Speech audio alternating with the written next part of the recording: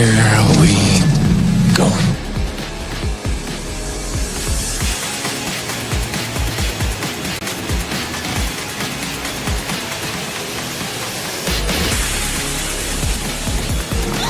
Just get those wonderful toys.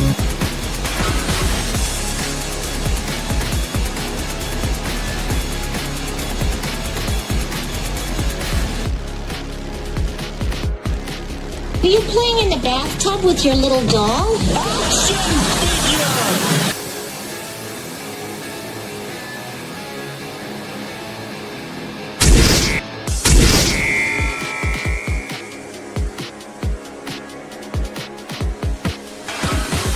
Consider this. What is the purpose of a toy? To be played with. Therefore, to not play with it would be Illogical. Damn it!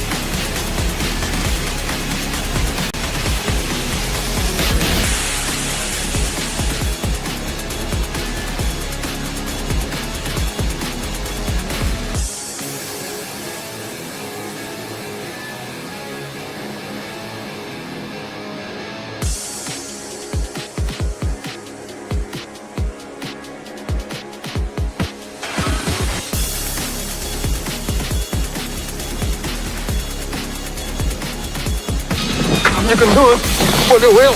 I don't want to go through life being a Wonder Wheel murderer.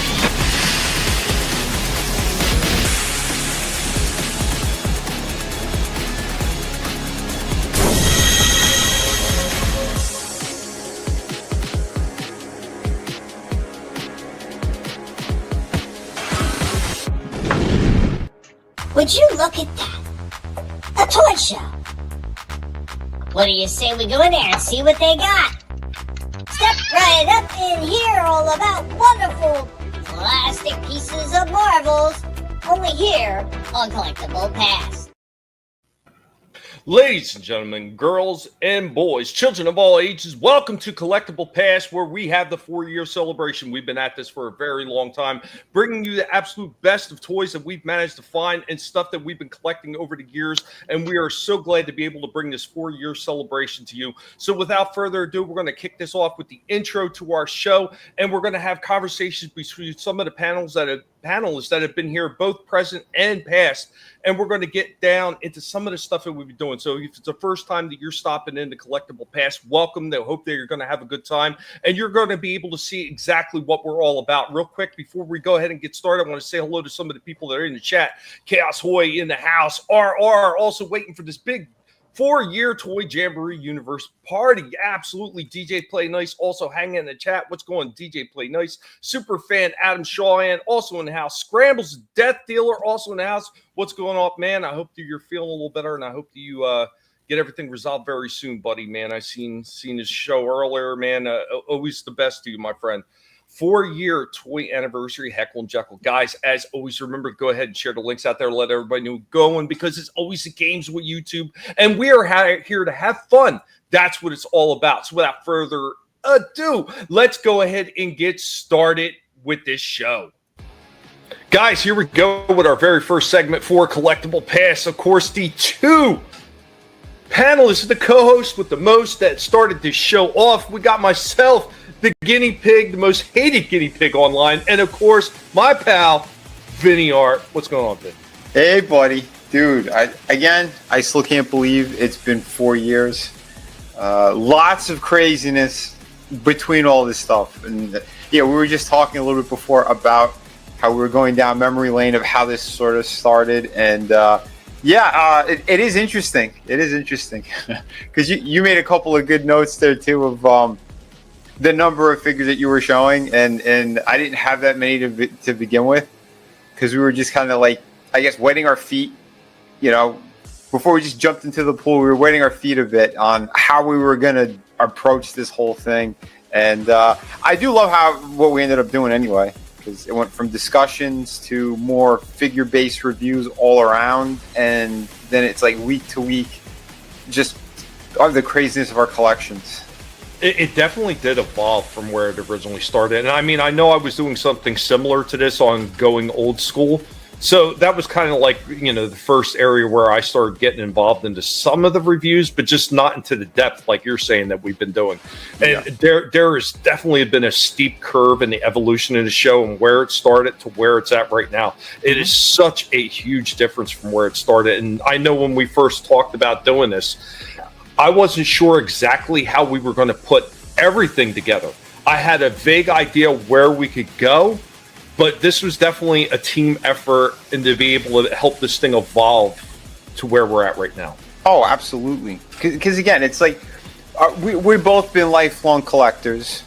I came from the toy industry as well, with the lead, being a lead designer of McFarlane Toys and all that, and everybody knows that already. But to have like a little bit of that background and then the process behind how figures are made, some of the stuff that we as fans wanted to see, because I know I brought a lot of those stories to the table, I believe from the beginning, where I was talking about like butting heads with Todd and everything, and the people working in that in the art studio, regarding like what we wanted to see as collectors and as fans. So we like bringing, like, my angle was bringing that to the table, and then just with the newer stuff that was coming out and the third party figures that I had gotten over the years, like 12-inch ones, or the knockoff Transformer figures, things like that, and then what we were just collecting along the line.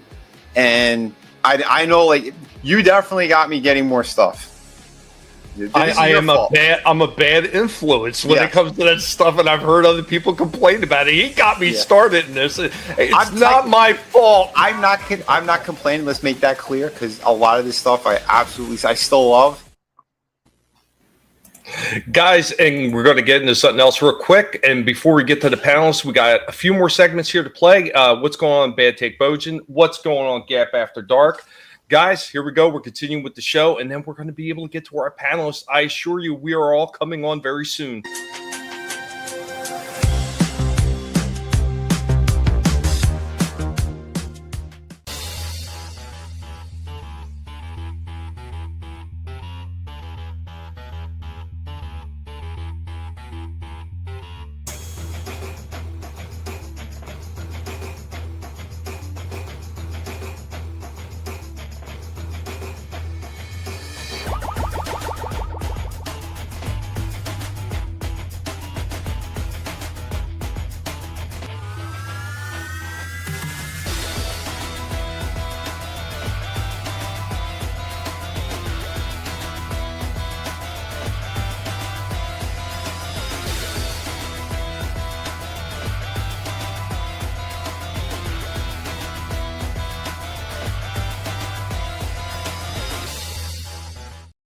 These look too freaking good. And you're like, I know, I've been telling you.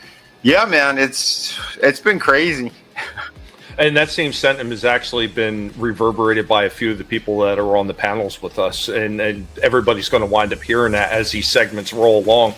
And they said the same thing. A lot of them, it starts with being a fan. And I think that's the biggest takeaway for a lot of people is you got to be a fan of this stuff to even wind up being critical about a lot of these things, because we want to see good toys. We want to see good toys being done right.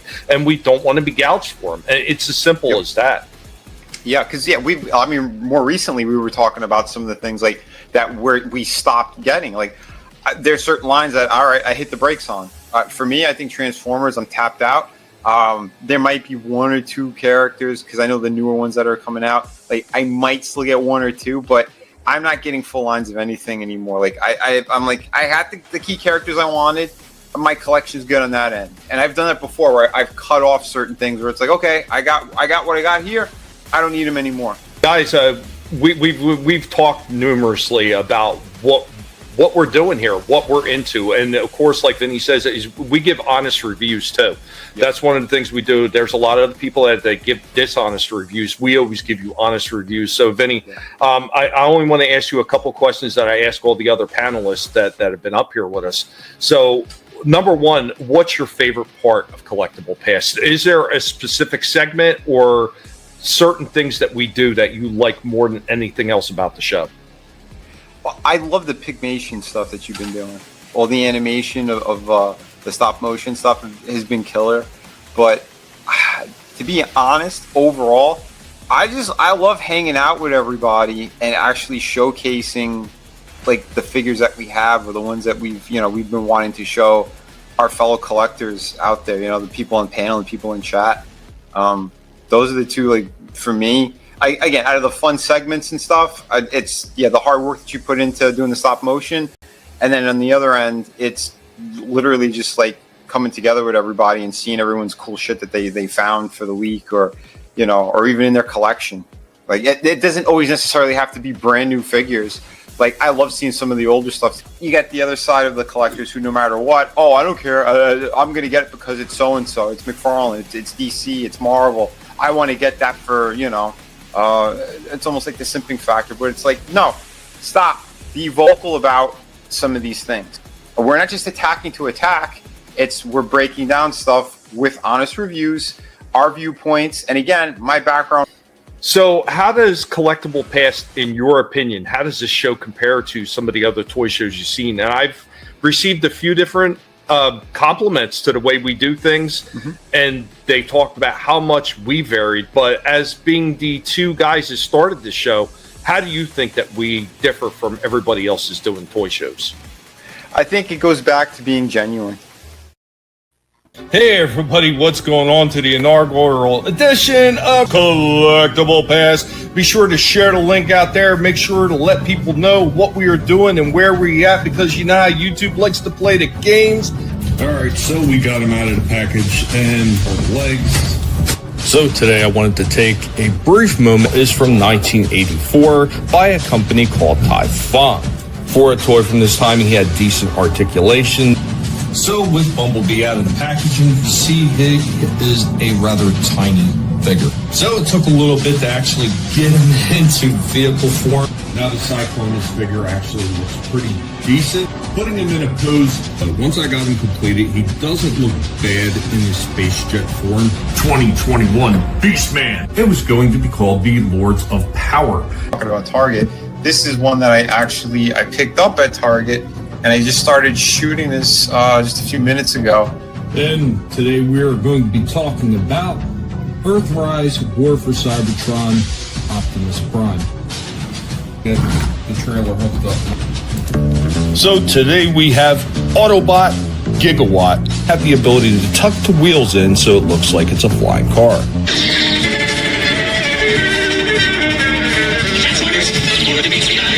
Yeah, this thing. And he's about 15 inches tall. This thing is kind of a monster figure. He's got die-cast parts on him and plastic. And today we have Ectotron. The car form looks really good right out of the box. This is an extremely large figure. And of course, he comes with a little wheelie in his Dinobot mode. He was devastated. This thing is absolutely gorgeous, and here he is next to the Earthrise full Netflix version of Optimus. And he looks fantastic. He's one of my favorite Spider-Man villains. So I wanted to get this version. So today I will be showing off.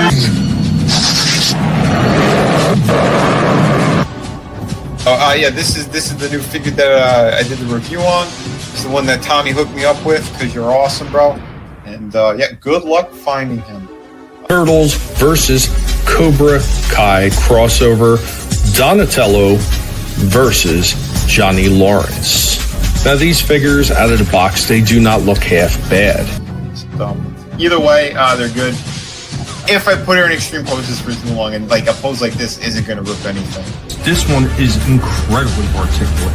This one feels even more articulate than a lot of the other ones that I've reviewed recently.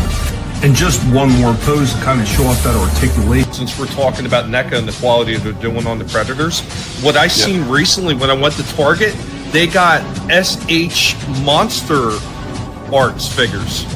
Oh, no shit.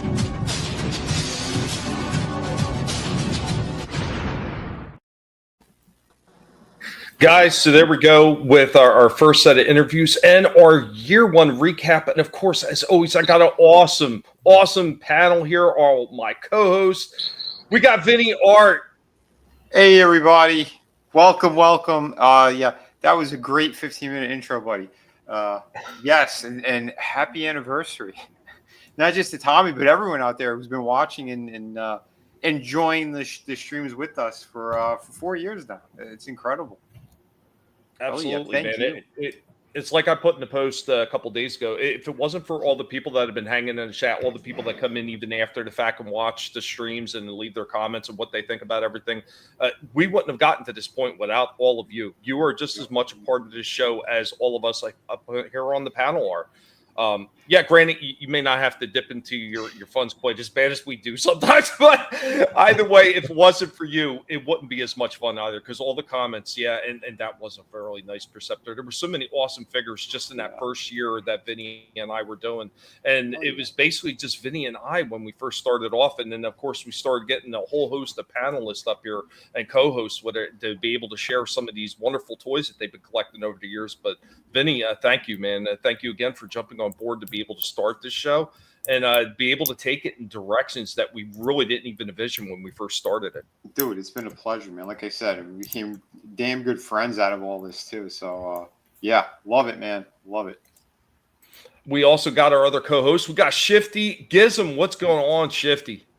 Hey, I'm just glad to be here because this is a big moment for you guys, and you stowing love to the chat, and I wanted to love to the chat because that's where I started down in the chat, and man, I just glad for the invite to be a part of this great show, and I've had a blast so far. And hey, happy 4th anniversary! Thank you, man. Same for you joining the crew, man. I appreciate it once again, man. Absolutely, man. It doesn't happen with good people up here showing honest reviews and talking about the enjoyment that they're getting from collecting some of this stuff, man. Thank you for being here and being honest, man, because that's all we can hope to have out of everybody we have up here is good honesty. Even if we don't always agree on some of the toys we're picking up, the honesty is there. And I appreciate that. We also got the super fan, Adam Shawhan. What's going on, super fan? Well, I mean, it's Devil's Night, your anniversary, so it doesn't get any better than that now, does it? Absolutely not, man. I see you got some cool shit going on there with the yard for Halloween for the kiddos. So cool. Oh, yeah, we got to show off for the show, Oh, absolutely, man. Thank you, Adam, for being part of this as well, man. You're coming in, you're bringing your own spin on some of the toys you're bringing to the table and showing off your cool collection as well, man. Thank you so much for always being there, man. This is a guy I've known forever, and he talks about it verbatim, how long we've known each other, and it's been pretty freaking crazy, man, how long we've known each other on this platform and be able to connect through this show and grow a stronger friendship. Like Vinnie was saying, we've created real friendships being on this show. And Adam, man, thank you, man. Thank you for being part of it. And thanks for being a horrible, horrible guinea pig's friend. And what's going on, Soul Assassin? I see Soul Assassin's out there in the chat. 4 more years, you crazy maniacs. We are absolutely going to be pushing for that. And of course, we got Slasher McSplitter bringing the heat. What's going on, Slasher? So, what's up? Happy 4-year anniversary of the show. Sorry I'm a little late. I was eating dinner, and I did not even know it was near 8 o'clock yet. My bad. It's all good. But, yeah. Glad to be here. It's always a fun time. What's up to everyone in the chat? Vinnie, thank you very much. I got something in the mail today from him. I appreciate the hell out of it. I don't know what it is yet, so I'll be doing an unboxing of that later. Sweet. Yeah, so that's fun. Yeah. I just hope you like them. Yeah, Nice. I'm sure I will. But yeah, it's good to be back on the fucking internet because my laptop crashed on Sunday. Oh, I paid fucking $300 to get it fixed. But yeah, hey, I was watching someone and went. I didn't know what was going on. Yeah, I didn't either. Yes. I didn't either. I had to shut the whole laptop down, and then when it came back on, the opening screen says "device not bootable." Oh, something I've never ever seen before. Yeah, pretty worrisome, but problems fixed. So. But Slasher, thank you for being part of this as well, man. Yeah, what you really were talking about before about how how long have I known you, Tom? It's gonna be like 6 years, right? It's been a long time. 6 It's years. yeah, I've known you and Adam roughly around the same time. I mean, I might have actually met Adam in the chats before you, because again, I was like hopping around to some of the bigger channels, like a lot of people were when they first started getting on YouTube, and that's where I met him and Odin's movie blog. He's talked about it numerous times, and some of the other streams that him and I wound up coexisting in the chat at the same time. But yeah, I remember the first time I met you was over a certain other person's channel, and yeah, we lost him too. But guys, we got a lot more. Real quick, I want to get to what RR is saying before I move on, and then Soul Assassin. What's even more impressive, you've been able to deliver high quality shows for 4 years with the worst internet in the universe with CenturyLink, and that is absolutely a fact. Jack. Oh shit! I dropped in the middle of that. My bad. It happens, man. No worries. After 4 years, I still think you're all crazy, especially Tommy. Every time there's something wild happening, that guinea pig feet is nearby. Yeah, right. And it's been a long road, nibbling toes from there to here. Absolutely. Guys, we got a lot more for the intro for this 4-year anniversary, and we're going to go ahead and get started with another segment from a previous panelist who unfortunately is no longer part of the show. You'll know who it is as soon as you see it.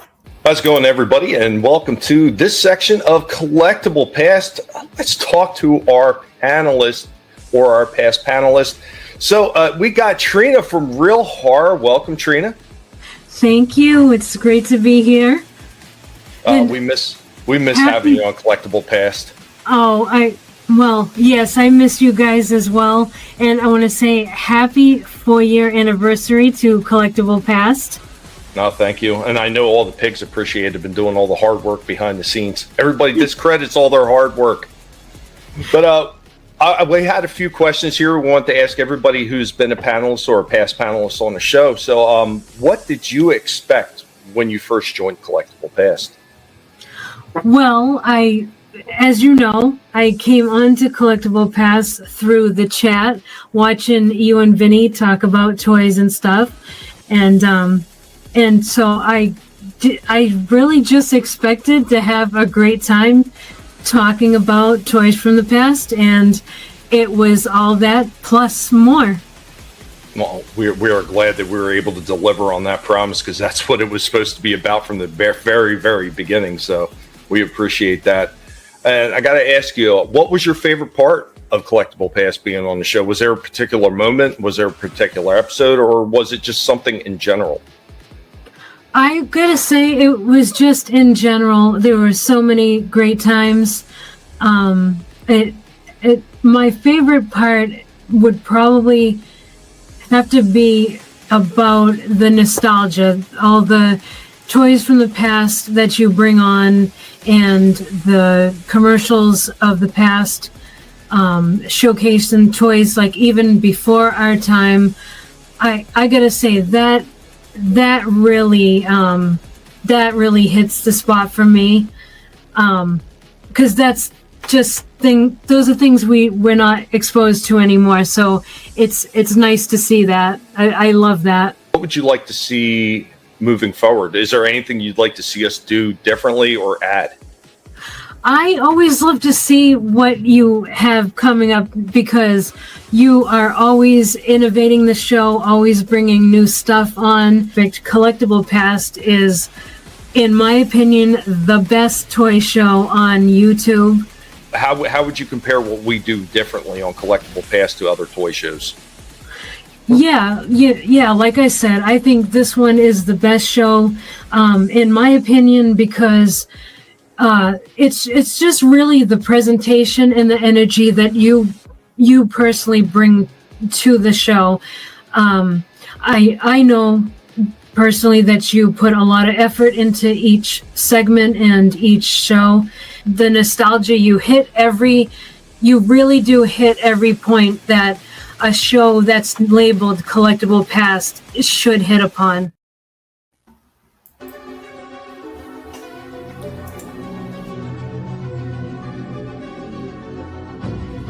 Hey everybody, what's going on? And welcome back to another Collectible Past, because I don't want to grow up, I'm a Toys R Us kid. SH Monster Arts by way of Bondi got this one. This piece I've had for a couple of years now. I never shot them at the time. Did not have the funds for it, and I don't know what they're going for now. But so I got this guy, and I did find a carded Baroness as well. And yeah, he comes with a bunch of cool shit. Like this is like the full reviews this year. There's been a handful that I have in the collection. Refractor Reconnaissance Team 3-pack. This is the G1 colors right here. I got the Studio 86 Ironhide. Oh, nice. Nice. And he's not going to stand properly without the damn base. So. I hate that crotch stand. I'll play the old RoboCop here, but yeah, no, these guys did a killer job on him too. Look it up. Nice. Oh damn. Yeah, those are my Toonie Terrors. That's my whole collection so far. Yeah, I just wanted to show them. Yeah, I gotta say these pieces are absolutely amazing. So He-Man's slightly taller. Yeah, that's that picture I included in this video. Yep. NECA, in conjunction with Nickelodeon, part of Eastman and Laird's Teenage Mutant Ninja Turtle line, we got Splinter. Here we got Splinter in a little bit of an action pose. An army of robot gargoyles, essentially. Yeah, I so mean, that hinge that's on the back for the wings that allows the wings to like fold backward. Action, horror, sci-fi, whatever the hell you want to call it. It was one of my favorites back then, and it still holds up. Teenage Mutant Ninja Turtles line. We've got a reproduction of 1989's Genghis Frog. We got Baxter Stockman. But damn, does this one have the retro feel to it? Going back to Jada. But I think this is good, and the scale is perfect for these two figures. So if you missed out on that Chun-Li, and okay, so I took him out of the box. That's head 2, right? I took him out of the box because he looks awesome. And yeah, so he's cool. He looks cool. And I like the accessories it comes with. Have the original Ghost Rider Johnny Blaze. We go with the Ghost Rider and his Hellfire Cycle. Dive into this one. Yeah, the Bride of Frankenstein of the black and white edition. That's fun. I didn't want to miss out on these figures. I've only seen the colored one, and we've had this conversation. But I thought the hair looked way too bright. At least the first. Here we go with Pinhead with a different hand holding a big giant pipe wrench. We got Tunneler showing off some of his articulation as well. Really good head movement, and of course he has his gun in his hand. Hey everybody, what's going on today in our world? Yes, there we go with year 2. Guys, any thoughts on that so far? Like, as far as I'm concerned, you could see already just from year 1 into year 2, the production value, how much it jumped up. And then, of course, there was the addition of Trina from Real Horror being on the panel along with Adam as well, and Slasher was taking part. Like, this is the year, the second year is when we really started to raise the bar on what we were doing with the show. Oh, absolutely. I want to say, too, again, look at it. Everybody, we all miss Trina. We all miss her. We wanted her back, damn it. But I'm going to try to twist her arm on something else later on. We got like a watch party thing. I think that I'm pretty sure she's going to want to do. So maybe we could twist her arm to come back on some capacity somewhere. But yeah, no, it was awesome. If you need me to help you bully her into coming back, I'll help. I mean, it doesn't happen. Let's do like the opposite. I usually bully people to get them out of the circle, right? Yeah. We'll bully her back into the circle. Oh shit, Adam, what was that? I says, it might have something to do with the chainsaw. You never know. Oh, yeah, exactly. That's what I was thinking too, buddy. One of her favorites. Thank you, RR. Yeah, year 2 did take a big leap in production value. And DJ Play Nice says flashbacks are awesome, dude. And this is what it's all about, the 4-year celebration. Guys, remember, if you haven't shared it out there, let everybody know we're going. Let everyone know we're having fun and we're getting through all this. And remember, this is just the beginning of our 4-year celebration. We're still going to get into all the new toy stuff that we've picked up, because I know some of us, I can speak for myself, big changes in finances. There's a lot of big wins that happened here finally after 4 years of fighting with people, and our situation has changed tremendously, and we'll be showing off some of the cool shit that we were able to pick up now that our finances have actually changed. But guys, anything else you want to add before I get into the next interview? I want my finances to change for the better as well. Just being honest. Vinny can't wait to send out all those Robert Kopp figures. Tell me about it. Holy shit. All right, guys, we're going to get into our next co-host panelist and their discussion about the show. And here we go. Guys, here we are again. We're talking Collectible Past, and we're talking about panelists' thoughts on it. And we got Shifty Gizm with us. What's going on, Shifty? Hey, what's going on? Another day in Collectible Past. We're talking about the 4-year celebration. So let's get going on this one. So what did you expect joining Collectible Past? Did you have any preconceived thoughts? Well, considering how much I participated in the chat before I got invited up, I thought, I'd be doing a lot less typing. A lot less typing. Like, I was always that guy typing up a storm in the chat, and you saved me from working up my carpal tunnel, so I thank you. It's been nice to actually sit there and talk to you guys on the fly each week. It's been really cool. Awesome. Well, thank you for that, man. I really do appreciate it. It's always nice to be able to get new voices on the show and new opinions on the show. Yeah, and like, it's even more so because, like, our extended community out here on YouTube for, the various little groups we have, like, none of them on my side talks about collectibles and toys. So I was really itching to get in on, find a show or a group out there that really talked about all this goodness, this plastic and die-cast stuff that we all love so much. And I surround myself with the best people I possibly can to help put that kind of show out every single week. So I got to ask you next, what's been your favorite part of Collectible Past? Honest to God, like, I've watched and been a part of a lot of shows here on YouTube, and just in our basic extended community, like I mentioned before, I don't think anybody takes as much time as you do in preparing and getting stuff ready for the show and adding so many different segments, just covering all bases. I like, nobody does this. I got to also ask you, what would you like to see or do moving forward with the show? Is there anything that you would like to see added, or is there anything that you would like to be able to add extra to the show? Just out of curiosity. Man, I don't know about anything I could bring to the show. I need to step it up sometime and get a better camera and a better setup, and to maybe take the chance at opening some of the stuff I buy and show on the show, because I know I'm the guy that just shows off, the stuff in the packages and stuff. And we have so many great people on our panel that knows their stuff and can really bring great discussions to the table, where we were just spending like a half hour just looking at the various websites and what was coming out and discussing that. We could just do a segment. How does Collectible Past? I know you, once again, this is kind of like what I did with Trina. You've kind of partially touched on this, but how does Collectible Past compare, in your opinion, to the other toy shows? There's none that really focus on toys, so this show really stands out for me.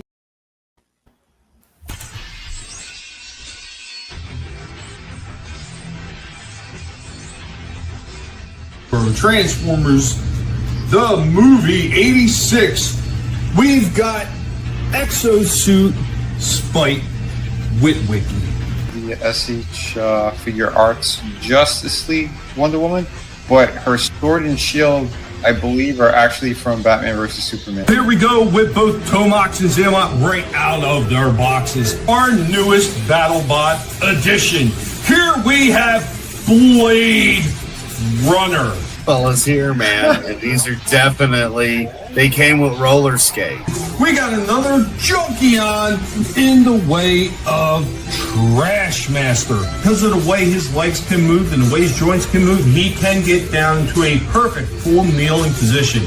we got the Seeker Squadron of the Coneheads. This is a nice classic G1 re-release. Scarecrow from McFarlane Toys, the Arkham Knight video game version. This is today, Paul. This is today, Paul.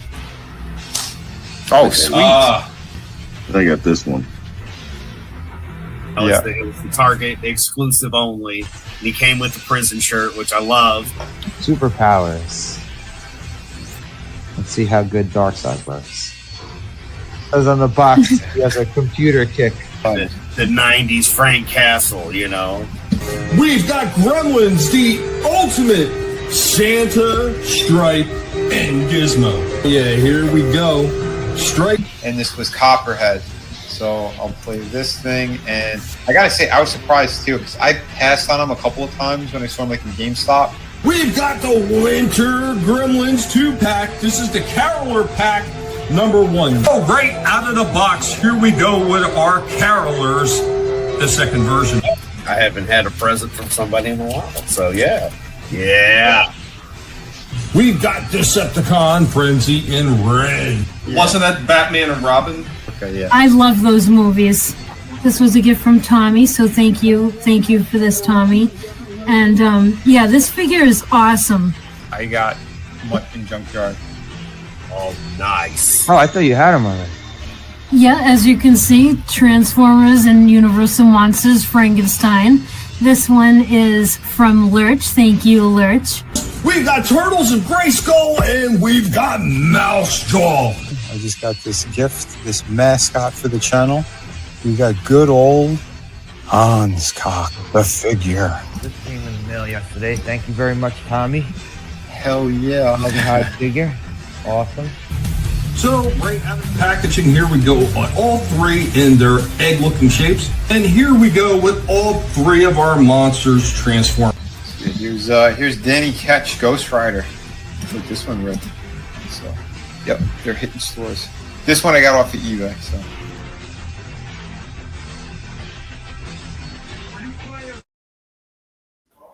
Year 3 in the book. And what's going on, Trina? I see Trina's in the chat now as well, man. Good to see you, Trina. I hope you got to see your segment on the show already. It played with the year 2 stuff. Yeah. But guys, once again, seeing the production value just moving up a little bit, it kept inching up year by year. And like, wow, it's been so much fun to be able to do this stuff and be able to do it with all you guys, man. It really has been amazing. And all the people that have been hanging out in the chat, you guys are amazing. Absolutely. Some of you have been here since day one, and I cannot thank you enough for spending your time here and hanging out with us as we talk about these plastic marvels. Hell yeah. By the way, Trina, check your DMs. Just saying. So any thoughts on year 3 there? Oh my God, so many cool things. Holy shit. I forgot all the figures that we've been showcasing and the years that we showcased them on.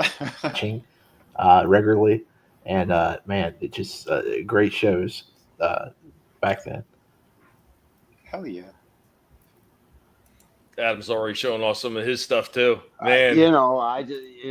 I'm standing here, Yeah, hell yeah. I'm just laughing because it's like all the newer pieces I got from you. And, again, it started because of Trina, who's hiding in the chat. So unfair. She should so be on the panel. I'm just saying. Dude, we're all saying My mighty sayings are over here. Just saying. Mm-hmm. Just saying. Slasher, Shifty, any thoughts before we moved on to the next segment? I think year 3 was when I started getting back into collecting because I stopped for like maybe about 2 or 3 years. Mm-hmm. So, yeah, I was glad I actually had stuff to freaking show off other than the same thing over and over. Like all the old stuff I already showed probably. Yeah, and your show helped me get back into it for better or worse, and to collecting. Like I was only collecting like Star Wars stuff, and I expanded my horizons here and there, and I got into a little bit of this, a little bit of that, and thanks a lot, man. Yeah, you send in that Batmobile and the other stuff that kind of pushed me into getting back into collecting phase. So thanks, Tommy. No, you're absolutely welcome, and I hope to encourage you more. Thanking you too. My local stores are. I want to be able to encourage you more. That's I think we all do. Right. Continue to sickness, but we're going to be moving on to our next part, and let me make sure I got this one right because I don't want to wind up replaying something.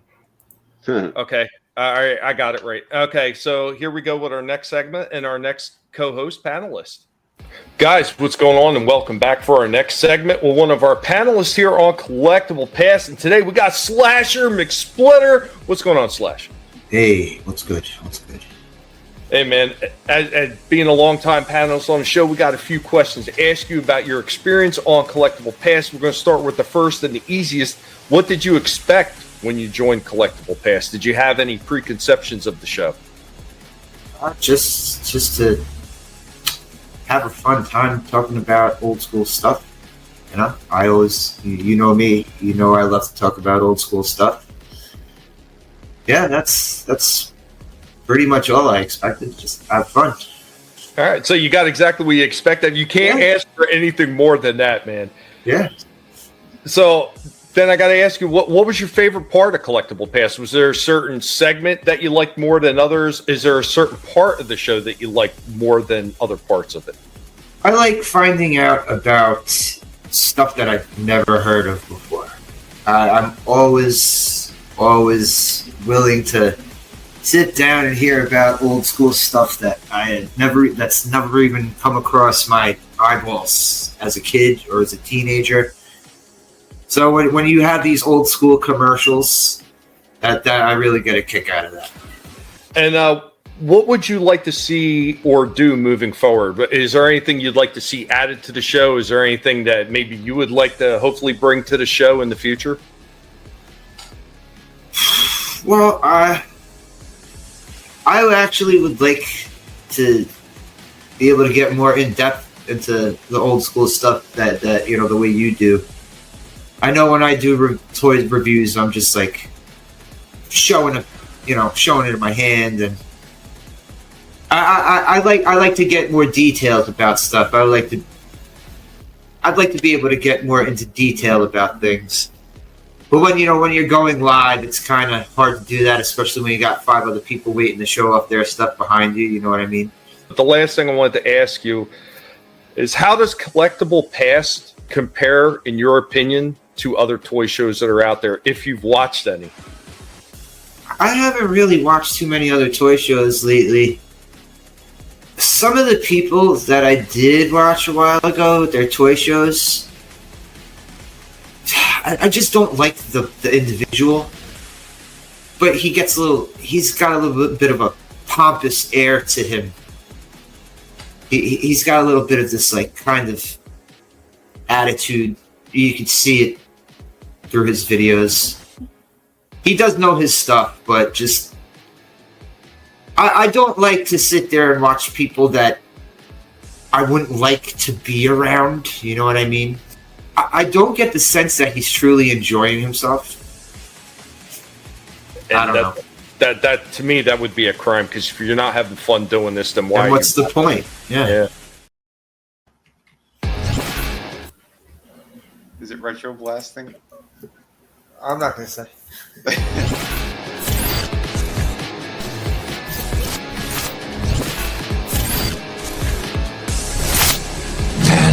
Here we go. That's one of the ones like I forgot. Oh shit! 3 right here. You know, they're still. I don't have any of their weapons. They all came with little weapons. Studio Series 86, the movie. We've got Springer. They make nice little mini handguns right there. Not terrible, but like I said, he is super fun to pose. Who makes them now? Mattel, right? Mattel. Yeah, I think that was Jackson when you got in your hand.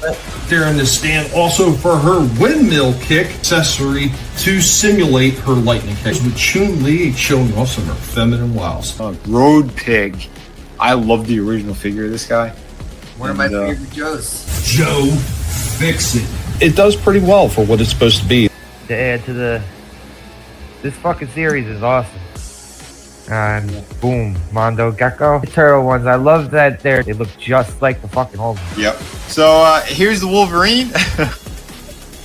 And again, thank you, Tommy, for finding this dude. And I love both of them. Posability on this guy is like next level. I really do enjoy what the hell they've been doing. We got Turtles of Grayskull, and we've got 2 Bob Steady. I was really happy to have seen this thing. This is probably hands down one of the best Wolverine figures ever made. So I do have the Jean Grey. I've been sitting on this one for about a month now. We got Studio Series Optimus Prime. This is poorly engineered. They could do better. I've seen them do better on cheaper toys. Just absolutely perfect paint jobs, sculpt work. So the Adam West. I picked up this General Zod. Nice. Wrong. What the heck? Oh my goodness! Look at this thing. Yeah, I got my hands on this guy too. So here it goes. This one was 16. There's the Asian Jay Leno Superman. Yeah. Killer. But yeah, even still though, really nice. From WWE, the El Cheapo line. It's like $12 for these figures. But there we go with our Grail Knight and a little bit of a pose with the cloak. Some of the Z-Bot figures that we have in our collection. I ended up picking up that Jade figure. I found one of them in Walmart or something. I got into a little deal here because, of course, the Fishman, Gillman, it ain't going to have a lot of, accessories. Kingdom Come Wonder Woman. I should the DC Direct ones. Oh, nice. Found them in the store. Oh, you did get them. Yeah. Calcula action Figure where the joints are so super sloppy and horrible. The Chase Edition 1 of 5,000 Owen Hart figure, and he looks really nice. That is.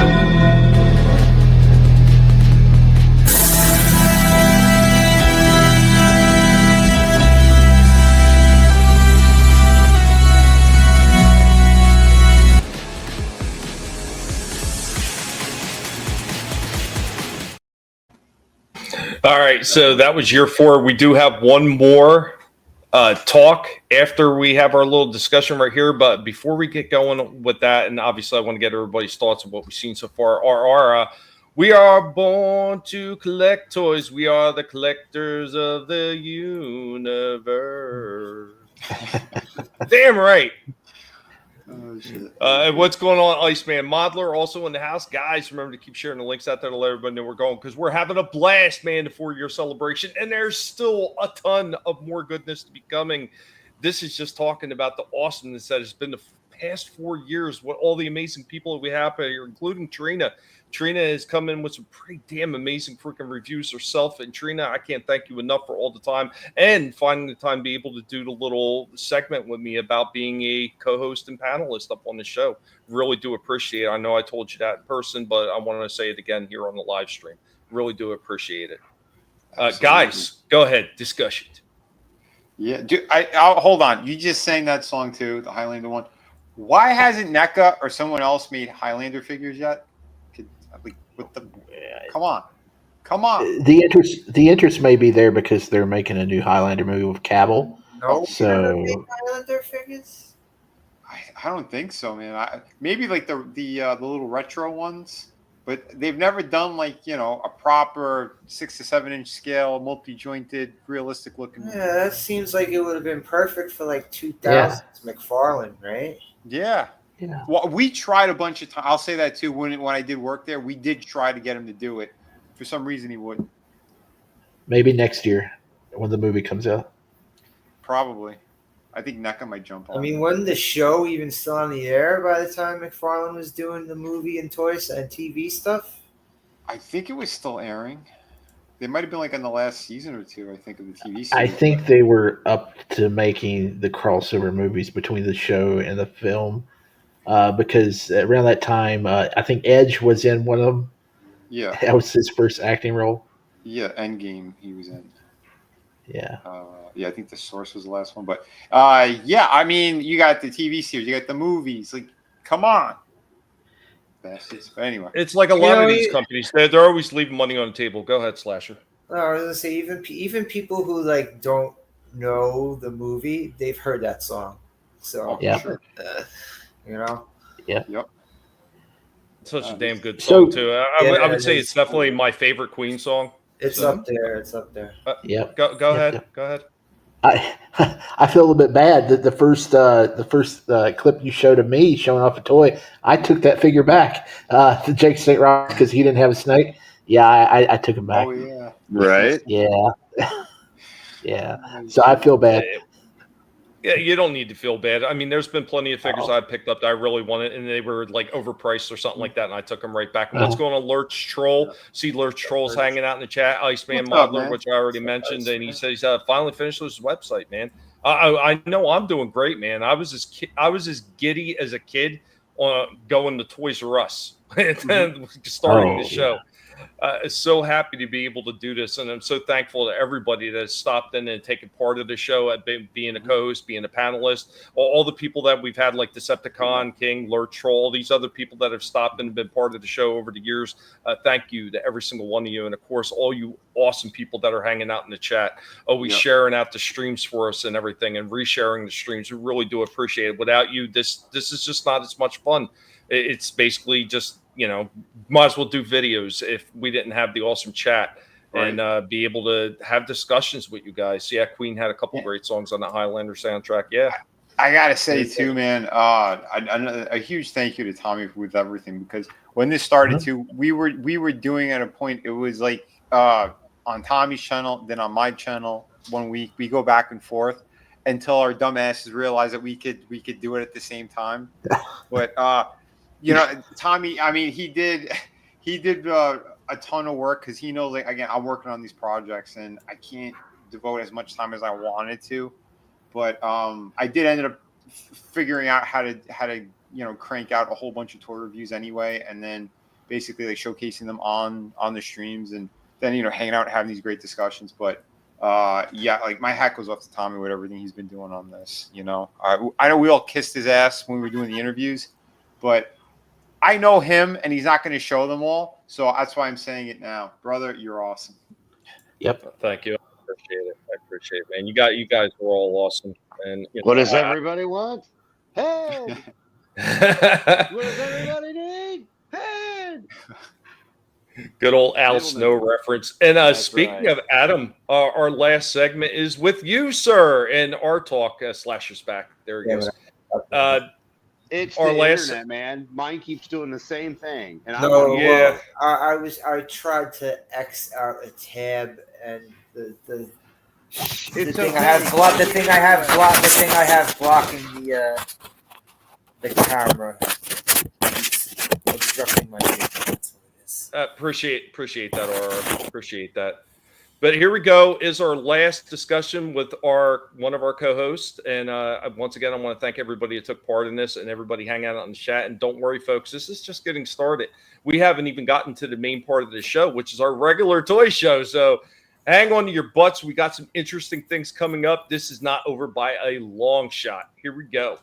Guys, here we are again. Collectable Past with another one of our panelists, and we're going to discuss some of the things about Collectable Past, how they feel about it. So we got the super fan Adam Shawhan with us this time. What's going on, Adam?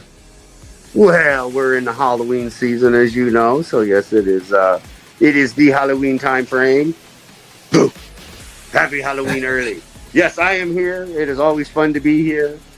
Thank you for having me. Thank you for doing this. Thank you, sir. So let's go ahead and get right into it. So what did you expect joining Collectable Past? Did you have any preconceived notions of what you were getting into? Wait, I joined something?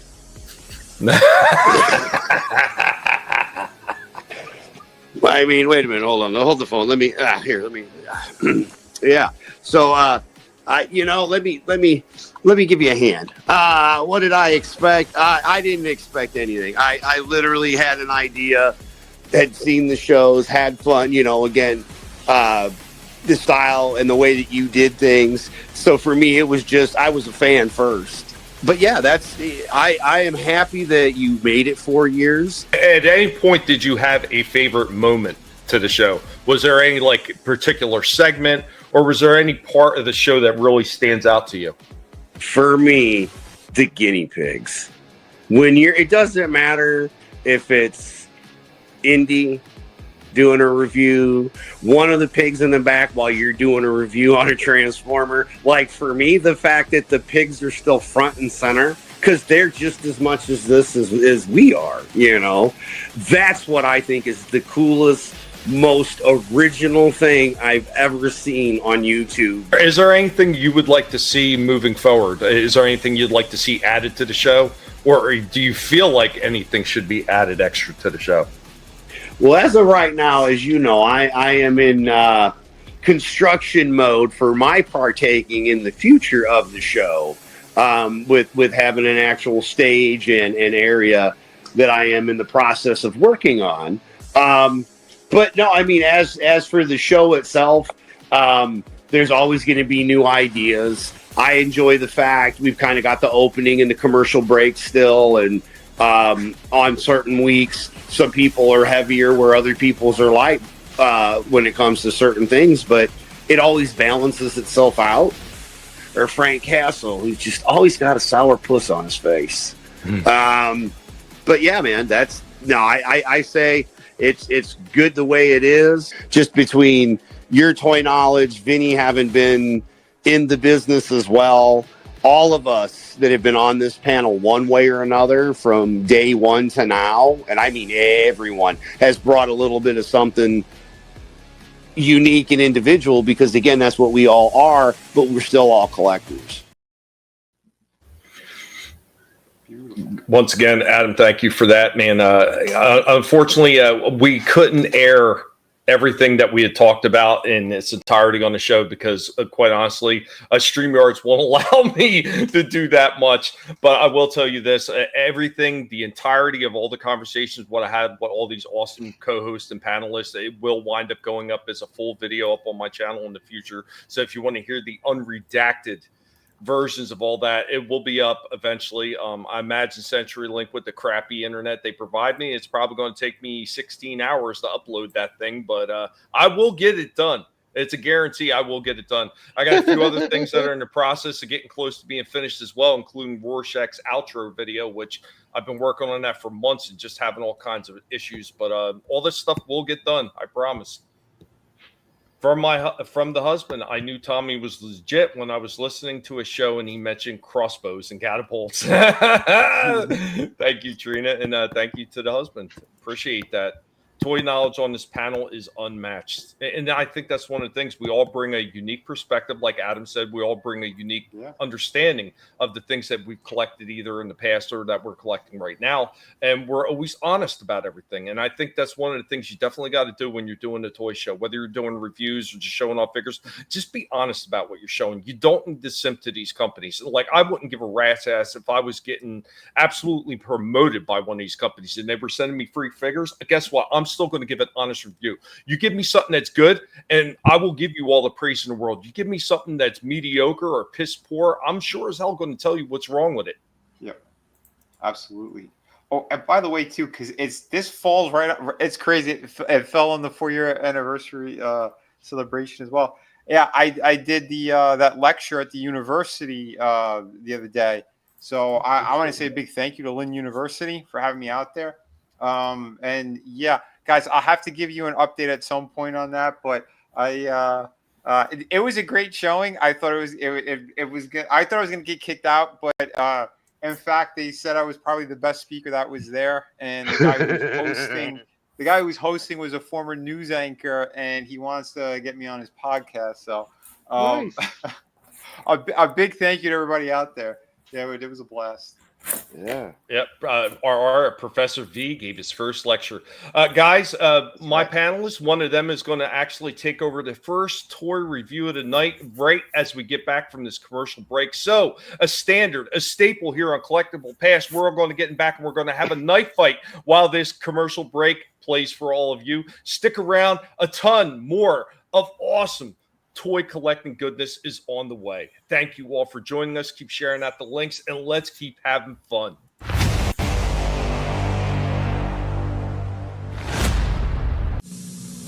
After these messages, we'll be right back. Introducing Chilada. Yes. Tostitos brand has a new flavor. Isn't that sweet? No, zesty. New chilaba. I thought you liked some. How did you know? I thought you like exciting Mexican seasonings on a crispy chip. We do think alike. Try 'em. If you insist. New chilada flavor, pepper, spices, and a touch of sour cream. You like this new flavor, Fester? It's very tasty. Big Lots presents a closeout Halloween. Let's go to Closeout Man's house. He's got the best stuff. Boo! Happy Halloween! There's plenty for everyone because I bought loads of super deals like these. Stock up now while the selection's good on name brand candy. Just $1.40 for a bag. Show Team Pride. Embroidered fleece tops are just $7.99. And dine in style with a 20-piece fine china dinnerware set. Not $25, just $16.99 at Big Lots. There's new stuff every week, so come and get it. There's goblins, there's ghouls, there's pirates about. Halloween's coming, the trick-or-treaters are out. But look at that witch on Halloween night. She's the first one with a blinking pumpkin light. Pumpkin light flashes so everyone knows she is near. Pumpkin light makes Halloween safer and scarier this year.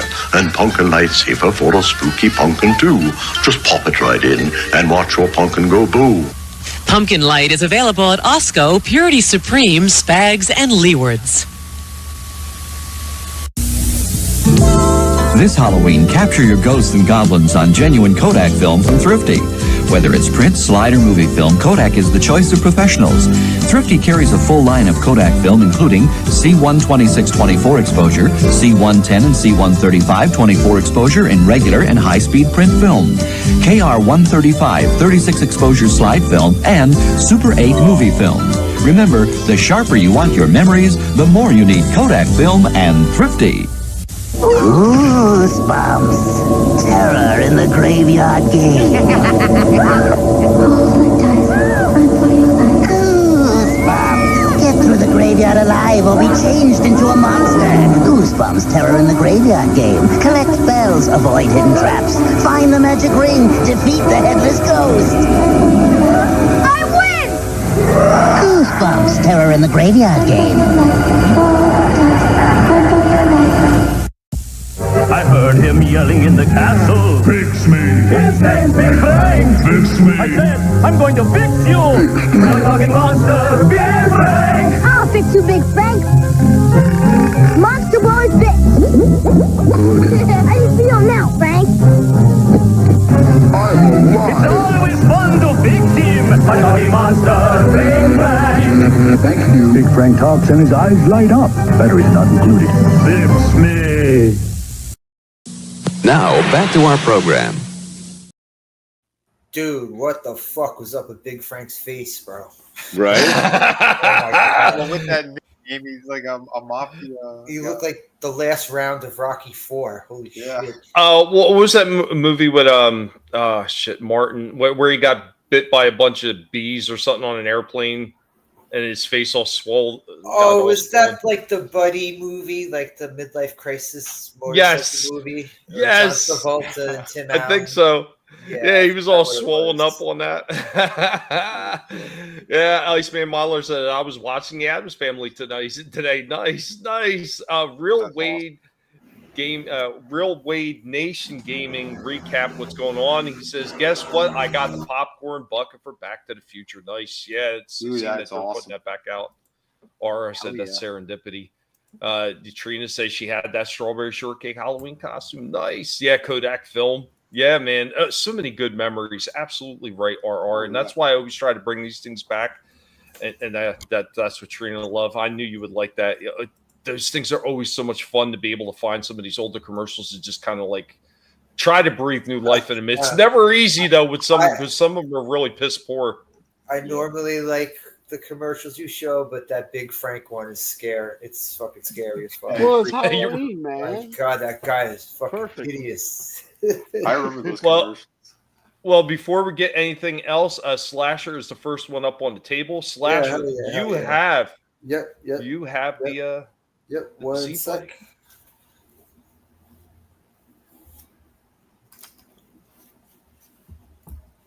All right. Whatever you don't like, you can do a toy break with a hammer. Thank you, Vinny. Thank you very much, bro. Thank you. You're welcome, man. Thank you very much. I already cut it open with the box cutter because I didn't want to be all clunky and shit. Oh, awesome. Yeah, we got some random stuff in there. Yeah. Boom. Is this from the this is from the Cartoon Network one? No. I think it's either Revelations. I think it was Revelations. Okay. But awesome. Awesome. Yeah, I like those 6-inch ones like that. I thought they looked pretty cool. Yeah. Pretty cool, man. Thank you. Thank you. You're welcome. Nice. Oh shit. You got Sue Storm over here. Is this this is a Toy Biz one, isn't it? It was the Walgreens exclusive. Oh wow. Yeah, the Hasbro. It was Hasbro. Oh, this is Hasbro? This one's built like a Toy Biz one. Yeah. Oh. Yeah, it's interesting. They changed their stuff over time for sure. It's nice. Oh, look, she's doing that hand pose you love so much. Right? You said she's ready to cup the balls. That's the one that you said that you wish you could get rid of for all the other figures. Yeah. There's better hands that they could do. Bro. Thank you very much. You're welcome, man. Fucking cool. Iron Man. Awesome, bro. Oh. Awesome. I don't know which mark that one is, but yeah. Mark, I don't know. Yeah, but this is Right. Is this movie armor? I think so. I think that one was a movie. Is this glowing? Is it just me, or does it look like it's kind of his chest is kind of lit up? It's good paint that they did on there. Yeah, that's the paint job. Oh, okay. Oh, Yep. that's cool. It was pretty neat. That's cool. That was awesome. Awesome. Who's this guy? I don't know who this guy is. Is this an X-Men character? I think a Star Wars one. It's a Star Wars character? Oh, okay. Yeah, Really? I don't know what his name was. Yeah, I don't know if that's Star Wars. yeah, that's a Black Series figure. Yeah? Mm-hmm. I don't recognize him. Wasn't there a later X-Men character that I had a helmet like this? Oh, I'm thinking of the dude with the X on the helmet, right? Oh, There's an yeah. X across his face. That's who I was thinking of. Oh, shit. Black suit Spidey. Whoa, you parted with a black suit Spidey? I thought that was your shit. Nice. I did. Oh, they are. Whoa. But I know you're a huge fan of like the Toy Biz stuff, and that I believe that one's a Toy Biz. Yeah, yeah. I could see like how some of these are built like Toy Biz figures. A lot of the Toy Biz figures, like unless it was a beefy character like Juggernaut or Colossus, a lot of the Toy Biz figures had really skinny legs. Yep. Yeah. But awesome. I think I now have. Oh no! All right, I only have 2 black Spidey figures. Awesome. Now, because I was tempted to get that new Secret Wars Spidey that was out, but I don't think I have to now. Oh, there you go, man. And is this one of Carnage's symbiotes? No. That's one of the Spider Girls. I forgot which one that was. But yeah, There was was there a female Carnage spawn? Yeah, there was. Right? I forget what her name was. Yeah, like Screech Siren? or something weird like that. No, Siren, Shriek was a different character, but this was a Siren was the one who looked like she had like the Carnage face. There was a chick with a Carnage face, I thought. Right. Yeah, I'm not familiar with their names though. But yeah, man. Oh yeah, I'll look these up. We'll have to look up that Star Wars one because I have no idea what that is. Oh shit! Is this a McFarlane? Is this a McFarlane? It is a McFarlane. Black I know you Adam? said you haven't. Yeah, you haven't opened any of them. So there you go, man. I hooked you up with a Black Adam. Cool. Thank you. There you go. What was that? This is The Rock. It's The Rock. Yep. Black Adam. So before the Ozempic got him. Samoan Adam. Wow, you sent a fucking slew of Spidey figures, bro. Thank you.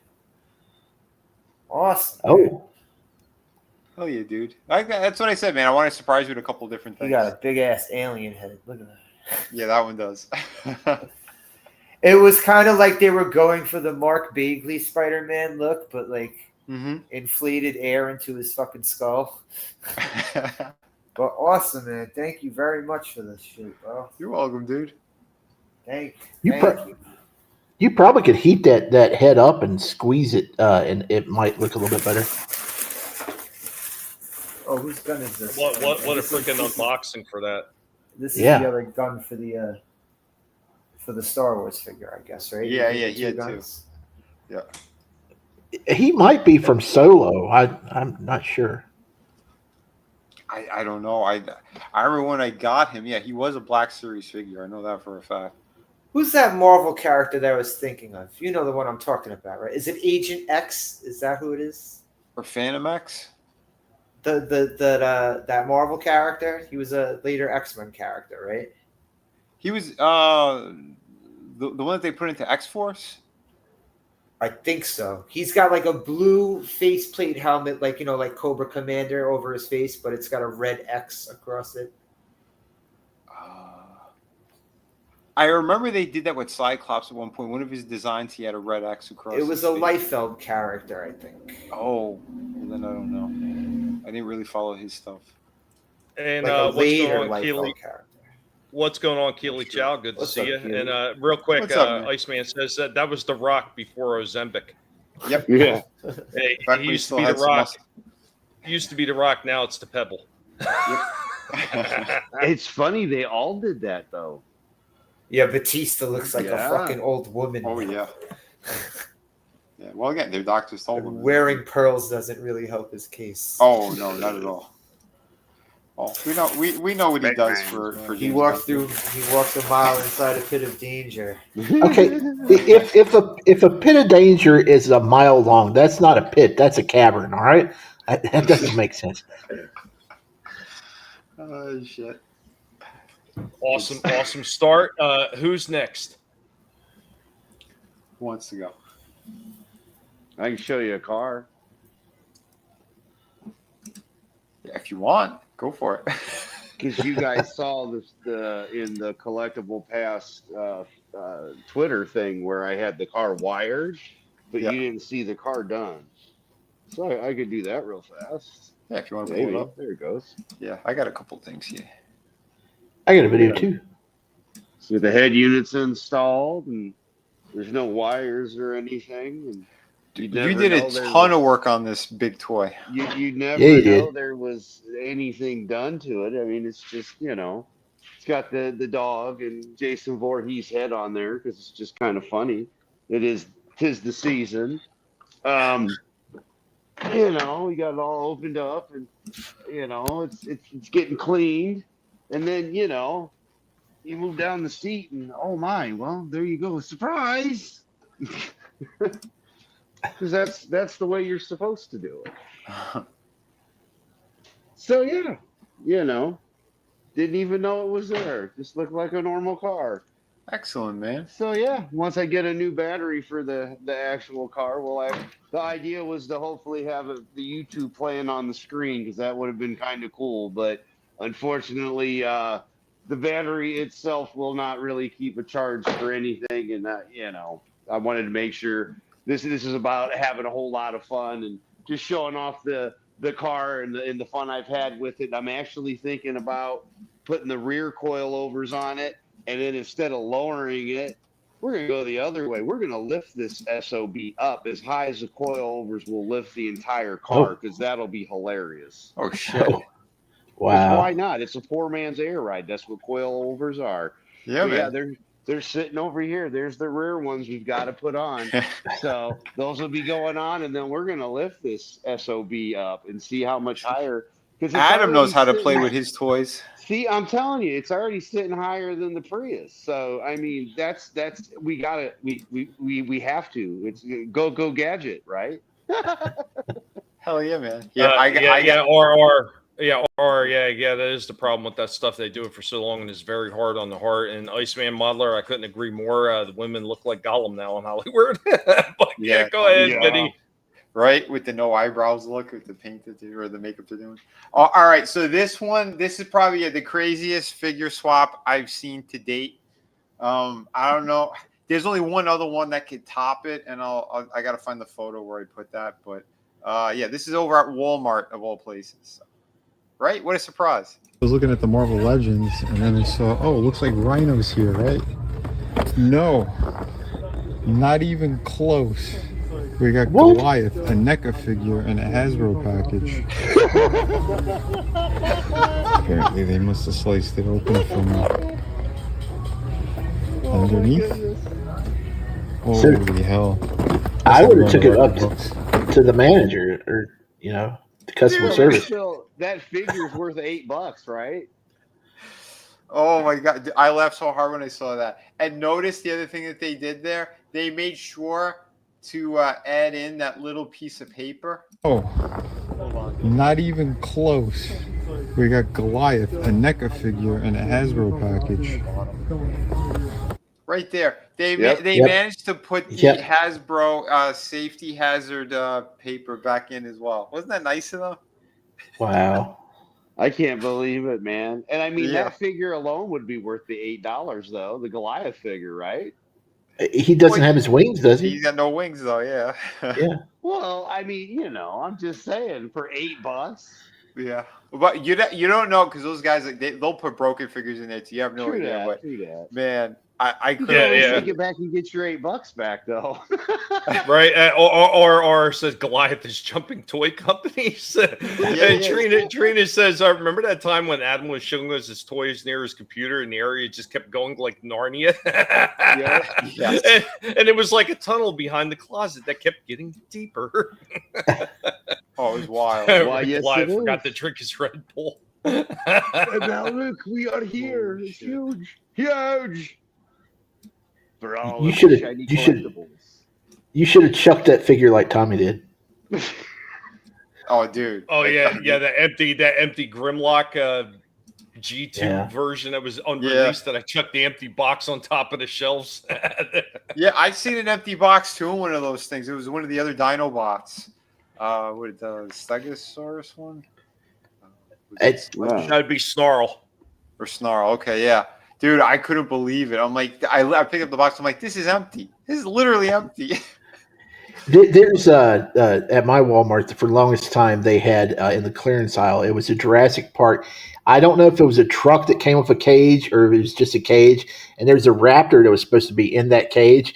They stole the raptor and they just returned the vehicle and the cage and stuff. And they marked it down. But I mean, that's people will do anything. Yeah, that was pretty evil, man. Yeah, our Walmart, we always have the issue where anytime there's a new set of belts that comes out for the WWE figures, somebody will go around stealing the belts out, and then they'll have to clearance the figures. Because I remember a couple of times, they had the natural disaster figures I could have picked up real cheap because they stole the belts. They stole the tag team belts. Wow. Yeah, I'd be all right with it though if you're getting it for a hella deal. Like I'd be all right with it because again, like Nathan, he would love. You know what I mean? Like when because I mean, at the end of the day, they're overpriced, especially now in 2025. Every single figure that we're looking at, it's overpriced. Just at the end. Not this one. Sadly, not this one. That one. Yeah, that's what I'm saying. That's what I'm saying right there.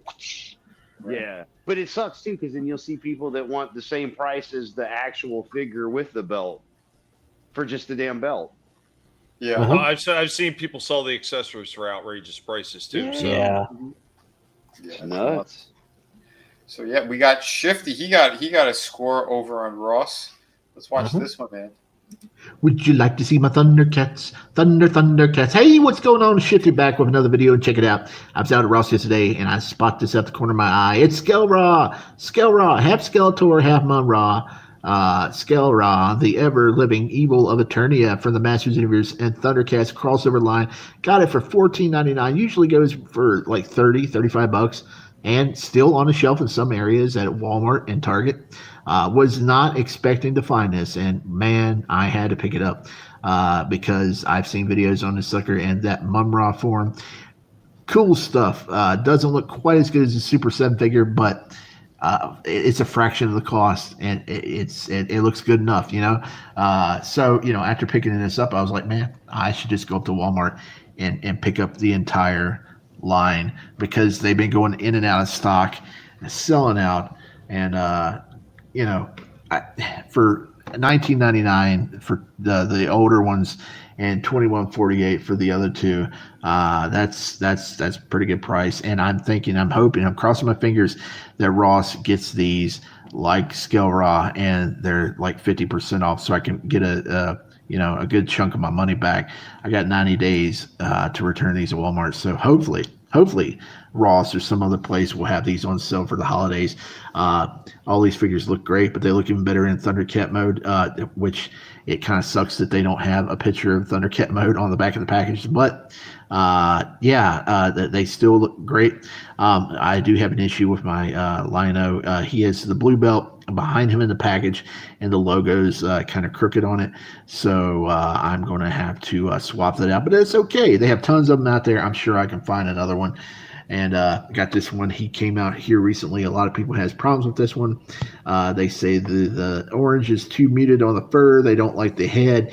And supposedly there's bad paint rub on this figure. Hopefully that's not the case when I open them up and start going to town at posing these figures. I can't wait to get this one out of the package. It's Panther, arguably the best Thundercat. He's a little bit stretched out, a little bit lanky compared to his 80s figure. Still cool. All those accessories, all those weapons. This one is a gamble, though, because you can't see the logo on the belt behind that piece of armor there. But regardless, cool stuff. So, yeah, hopefully these wind up cheaper somewhere in the next 90 days, and I can get a fraction, probably a good chunk of what I paid for them back. But cool figures. And hey, happy anniversary, Tommy and Vinnie. Great show, the Collectible Past Toy Show. Great show, always fun. I'm glad I'm a part of it now. Thanks, guys. Dude, thank you, Shifty. And man, yeah, these look great together. Yeah, I didn't know you ran out and got them all. Dude, they're awesome. Yeah, and thank you. But I'll tell you, as far as my stores, I've never even seen them in any of my stores. Like, if they came in, they must have gone right out the door, because not once when I'd stop, even when I didn't have money, I'd still stop in and look occasionally. I've never seen them in any of my stores. Have you checked Walmart? Like I said, I checked my local Walmart once my finances improved, and they had nothing. I mean, nothing. Keep looking, because it seems like they're stocking these up for the holidays. So maybe you'll get lucky here pretty soon, because they keep putting them on the shelf. They'll be like, one day it'll be bare, and then the next day they'll have the whole line of like He-Man and Thundercat figures, and they keep selling out. It's insane. I saw a report last week that Mattel is doing super good this year because of He-Man. So I'm thinking if that movie with that trailer hits in the next month, if it looks good, I'm telling you, it may be a huge success next summer when that movie comes out. And good for them. Good for Mattel finally getting their asses in gear with their property. I can't wait to see what they do with DC late next year. It's cool stuff. Well, the one thing I'm really hoping with all this success that they're starting to get again with with the Masters and the Master unit, like, don't get it twisted. The Origin line was selling very well in all the stores that I'd ever gone in. And I know a lot of people bitched about, well, they're kind of antiquated, but with all the articulation they added and everything, they were still really cool for what they were. And they would always sell the hell out. I mean, you would see scalpers all the time selling these damn figures for ridiculous numbers. And they started off at only $15 or $16, and then they went up to about 20 a figure. But yeah, the scalpers were selling for $50, $60 for some of these Origin figures, and people were easily paying for it because they couldn't find it in any of their stores.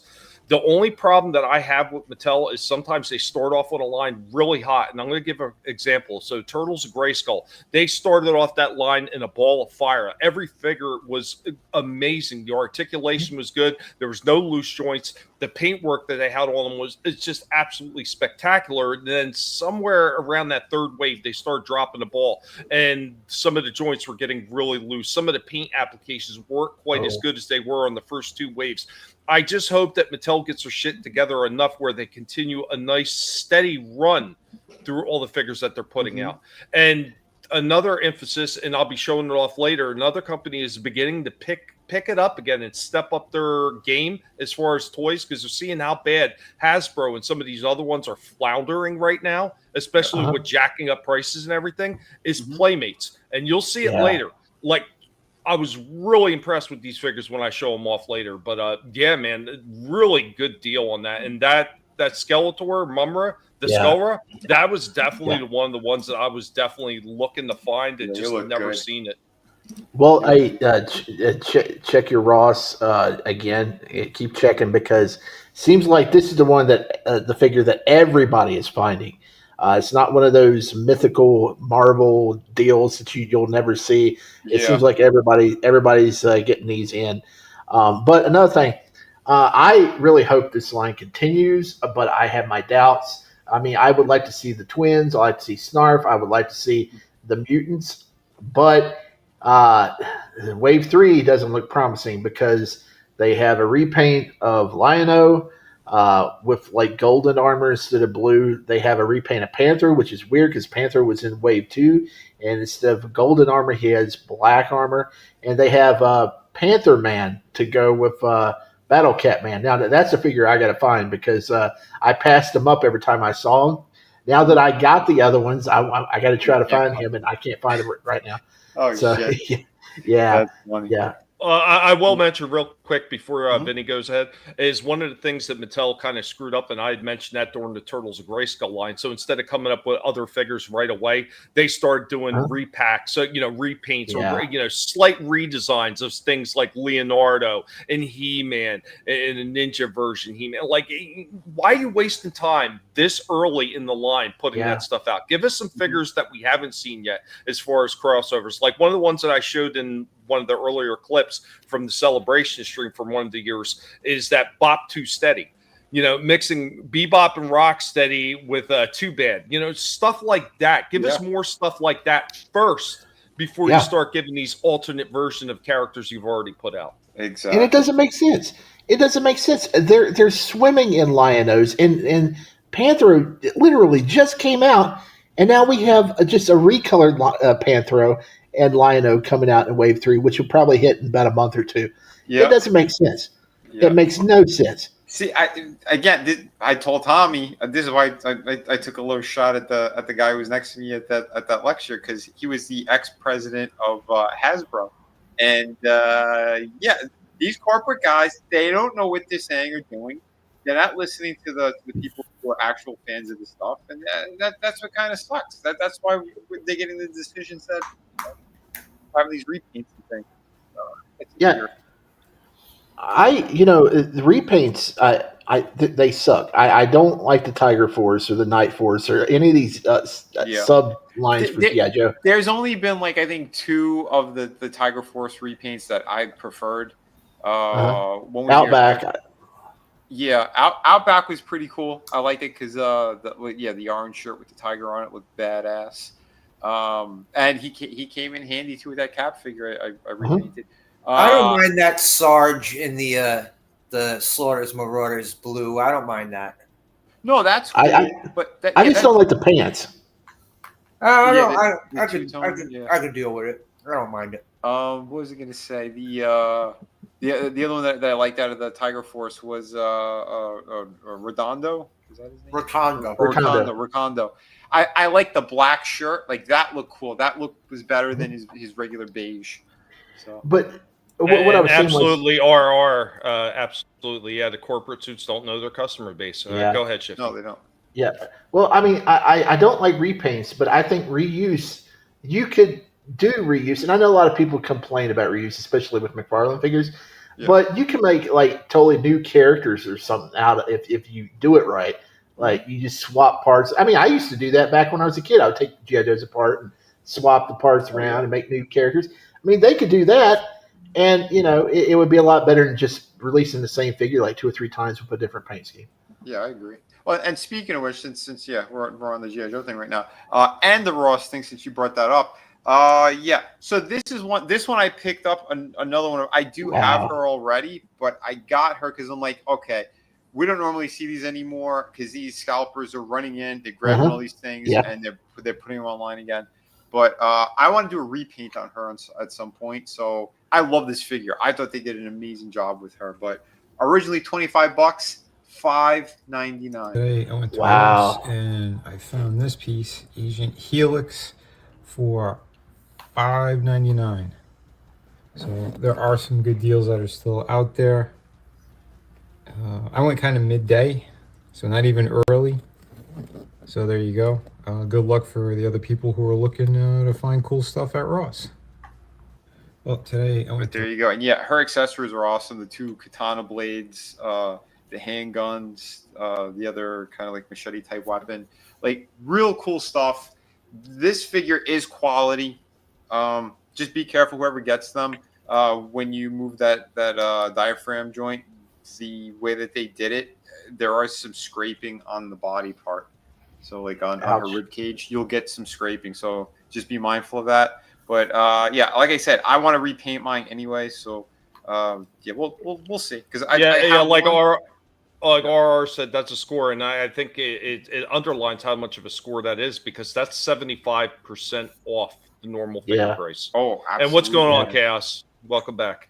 What's up, man? Yeah, that's a regular deal for Ross. I mean, they deep discount the Hasbro figures when you get them, because I was picking up those $6 Black Series figures all the time. While we're on the subject of Ross, here's the latest find today. People are reporting that the God, this figure was so heavy. If you ever held them in your hands, the Earl Sinclair NECA figure, $18. You go for like 35, and this sucker is hefty, big boy. Nice figure, great figure. I'm going to go out tomorrow and see if I can find them. $18 is a steal. Oh, dude, yeah. If I could find that one, I would get that. I didn't want to spend full price. I seen him when he first came out, and yeah, he looks fantastic for 18. Yeah, I would get it for 18.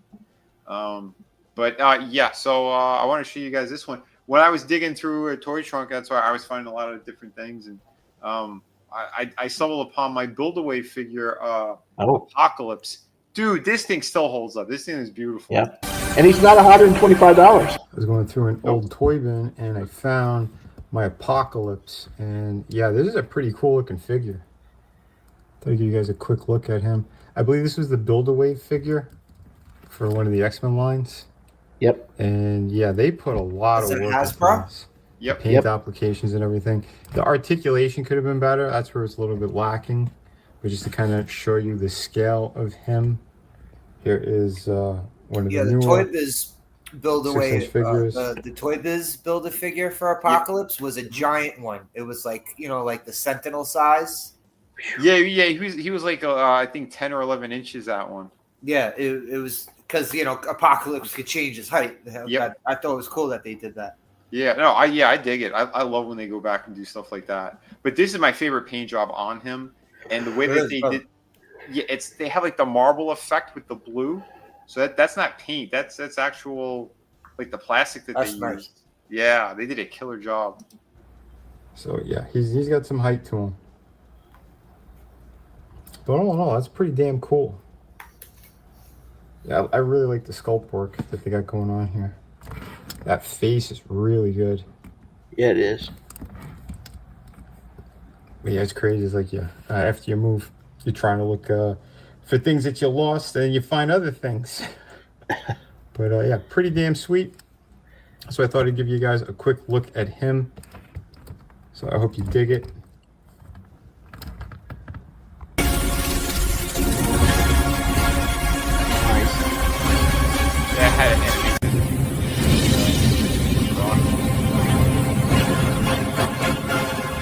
Here are some of the cool. Oh yeah, you guys see my books. Yeah, back my books. I get the hoses. I get the hoses to that figure because I got the Wolverine from that line. That was the original. Is still beautiful. I don't know, but the fins on the head, they're kind of. The shape. Yeah. It's the job and the articulation. That's why they use that mold. Like they use that for years. He's a little bit out of date though. A little, yeah. I'd say that. I gave way too much for him. Earlier this year, I gave like $30 and $10 store credit for it. So I paid $40 for him at a comic shop because I felt guilty if I didn't buy anything in the shop while I was there. And yeah, I think I probably shouldn't have bought him. With all the other Wolverines I bought this year, I probably should have got that one. But I can resell them later on. Yeah. Well, you got the 2-pack with Silver Samurai, didn't you? Yeah. You're okay. Well, all right, Wolverine, you got the best one. I get all the Wolverines. One is never enough. Right? One is never enough. No. Well, Yeah, that is you need- true. That is true. I can't count the number of Wolverine figures I have. Yeah, it's a problem. It's him and Spider-Man and Optimus Prime. For some reason, I think those are the characters I have the most versions of. I have no Spider-Man. Oh, you! Wow. Well, see, they don't never have a classic, good-looking Spider-Man out in the last 2 years. I mean, they got the Maximum Spider-Man, but I don't want that one. Yeah, I So I'm already just got a waiting. bunch of Spider-Man figures. Vinny just added more to the collection. Yeah, right. Dude, but I'm what just about waiting. what do you call it?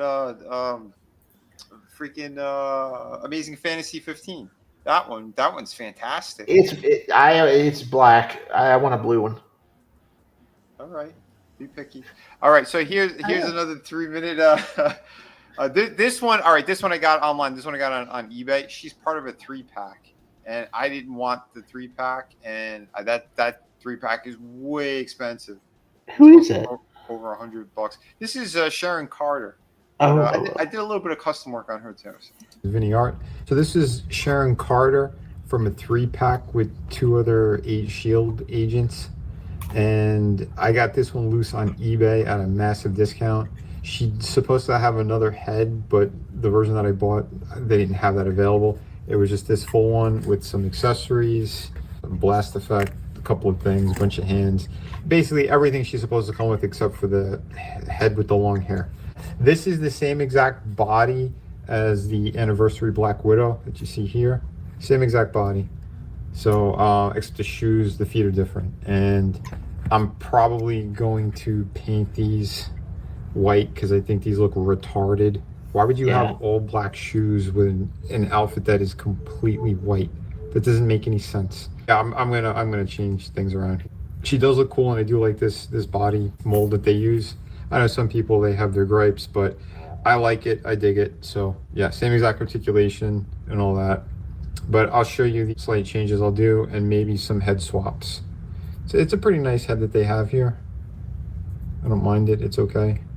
But we can make it look better, I think. So here she is with the better painted feet now. Does that look nice? I think that looks a whole lot better for this outfit. I don't know why these companies are so retarded. Let's get some headshots and some cool poses going too.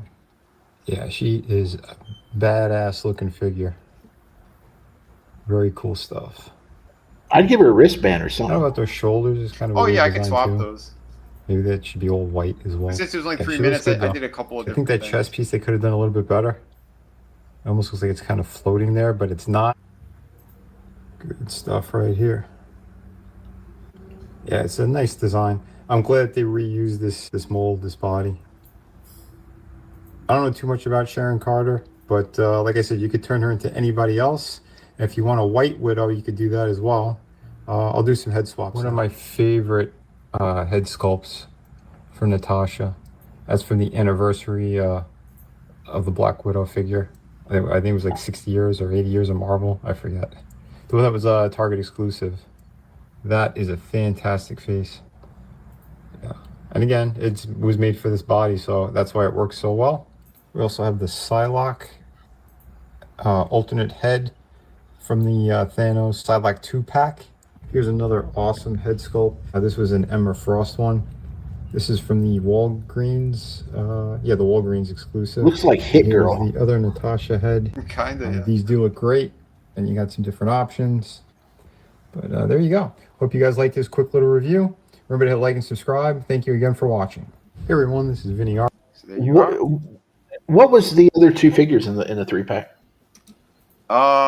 Dum Dugan and Nick, a version of Nick Fury, but they had the same exact body. They have the agents of the Shield outfit is basically just the navy blue and the white.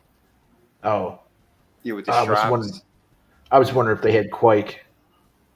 No, it wasn't the TV series.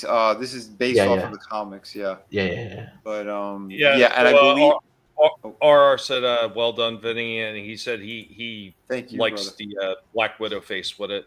So Yeah, but the Black Widow heads were great. The one with the short red hair and this one came in the same set with another. There's another Black Widow head that was more of like 1980s look with like the higher hair. I wasn't crazy about that one, but these two heads are absolutely spectacular. Nice. Sculpt job. So this one really looks like a bitchy kind of Russian face, but it's pretty. You know, yeah, it works. They did a good job. What the hell was I saying though? Oh, the alternate heads. Yeah, they had both versions of Nick Fury. So they had the one from the Ultimates, which is basically Sam Jackson head, or version of it, and the regular white one. Okay. But yeah, again, like online, people they separate them and then they sell them off in pieces. Yeah. very cool stuff. I really do like the one girl that you showed, the GI Joe one, the agent. Yeah, Agent Helix. Yeah, Helix, like that. That looks like a really nice mold, and I think that's one of the things a lot of people miss out on when you can pick up these figures and pick it up on discount to be able to do some really cool customizations with them. So I got a customization I'll be showing off later on in the show, but I'm hoping everybody likes that one. But yeah, I've got something right here. This is actually a request from Slasher to delve into this toy line. So I'm going to get started with my end. And I'm only just getting started. We got a lot more show, guys. We got a lot more fun things that coming up. So be sure to keep sharing out the links. Let everybody know that we're here. Pass the word along, man, because we're still having fun and we're still rolling. But Slasher, buddy, this one is for you.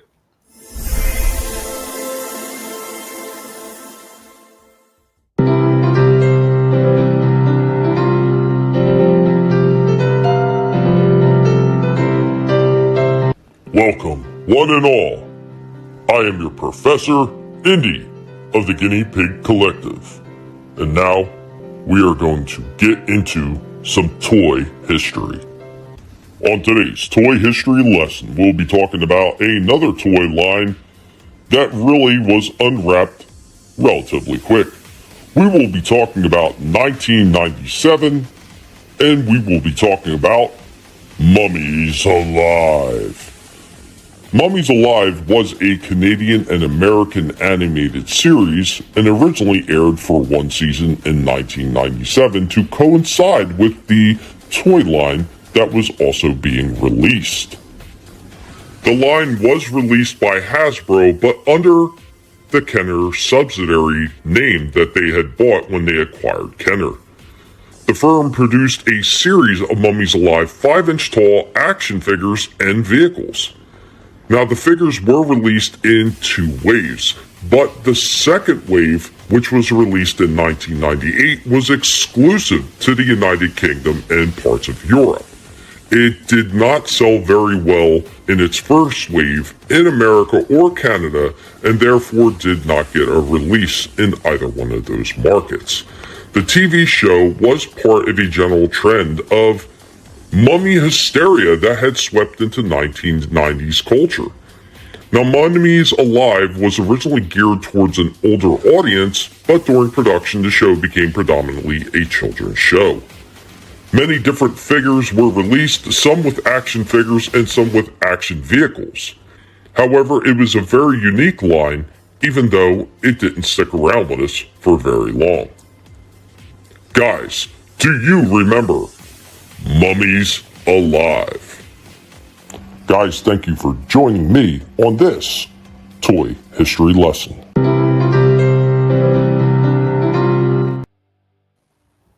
Awesome, man. Awesome. Oh yeah. Those figures are cool, and the cartoon looked pretty cool too. I never knew of this when it was around. Well, here's an interesting fact I did find out about it real quick before you guys go. Is the cartoon is available on YouTube. So there used to be copyright claims on it a long time ago, but ever since like 2017, the copyrights have been dropped, so you can find full episodes and probably even full season, the full season of it on YouTube now. So definitely check it out because that cartoon it looked badass. I think I caught one episode, and I always wanted to see more. So yeah, I'll have to check that out too. Nice. And just in case I didn't say it, what's going on, Lurch? What's up, Lurch? Oh yeah, man. Yeah, the cartoon wasn't bad, says RR. He said he remembers the cartoon. But yeah, the opening salvo right there from the pig. Got another one here. We're going to dip into the toy break. One of Shifty's favorite segments of the show because he likes to see the dancing girl. But yeah, it's another one. This is a standard pig toy break now, and something is going to blow up. But here we go. What our next one? You guys asked for it a week ago. You chose Cheetor, and the pig remembered. And here goes your cheater up in smoke.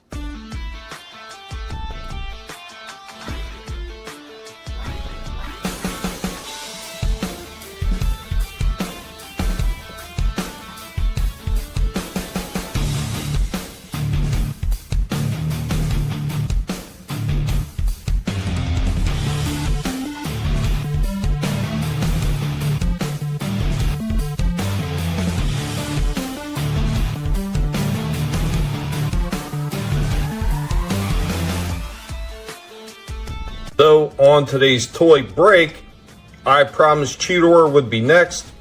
Guinea Pig Collective has had a little bit of luck with our finances. Things have changed a little bit, so I was able to pick this guy up, and now we're going to do a proper toy break on him. Let's see how well this $3.99 purchase from Ollie's holds up. I don't have a lot of hope for this one, to be honest. It's Hasbro. Here we go with the death of Cheetor.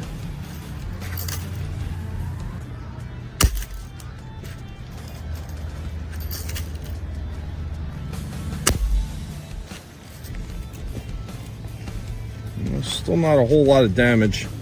Put him in his weak ass sword form. I guess this is kind of like what it's supposed to look like. Stupid ass looking toy. Tommy's, this is how he does it in the Safari. That was a good shot. All right, so that shot actually took his head clear off. Let's go for a limb. That shot took the limb off. He's down to 2 legs. So we'll just put him on his back. He's waiting for the end. So after all that, he lost his head. That came clear off. And 3 legs went flying. Let's finish him. Say his final goodbyes. Ollie's came through again.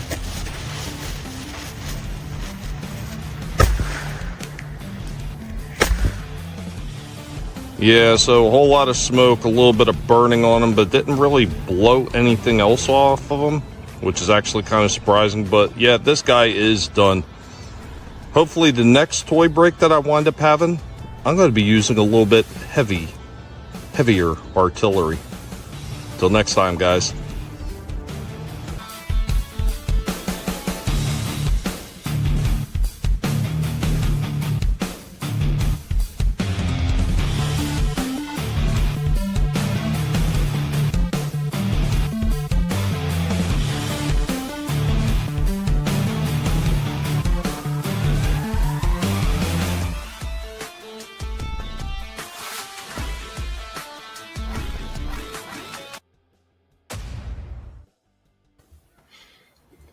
There we go with Cheetor up in smoke, man. Yeah, Trina wants to know, is this poaching? Yeah, he did go flying. You couldn't see it on camera, but when the M80s went off, that thing flew like 5 feet up in the air. It was pretty hilarious. Oh, yeah. It was awesome. Yeah, the toy break.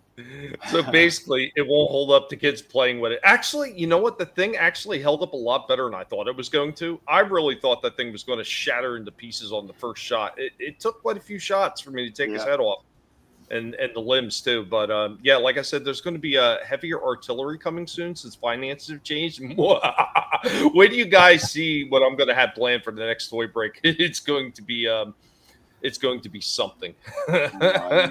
Oh.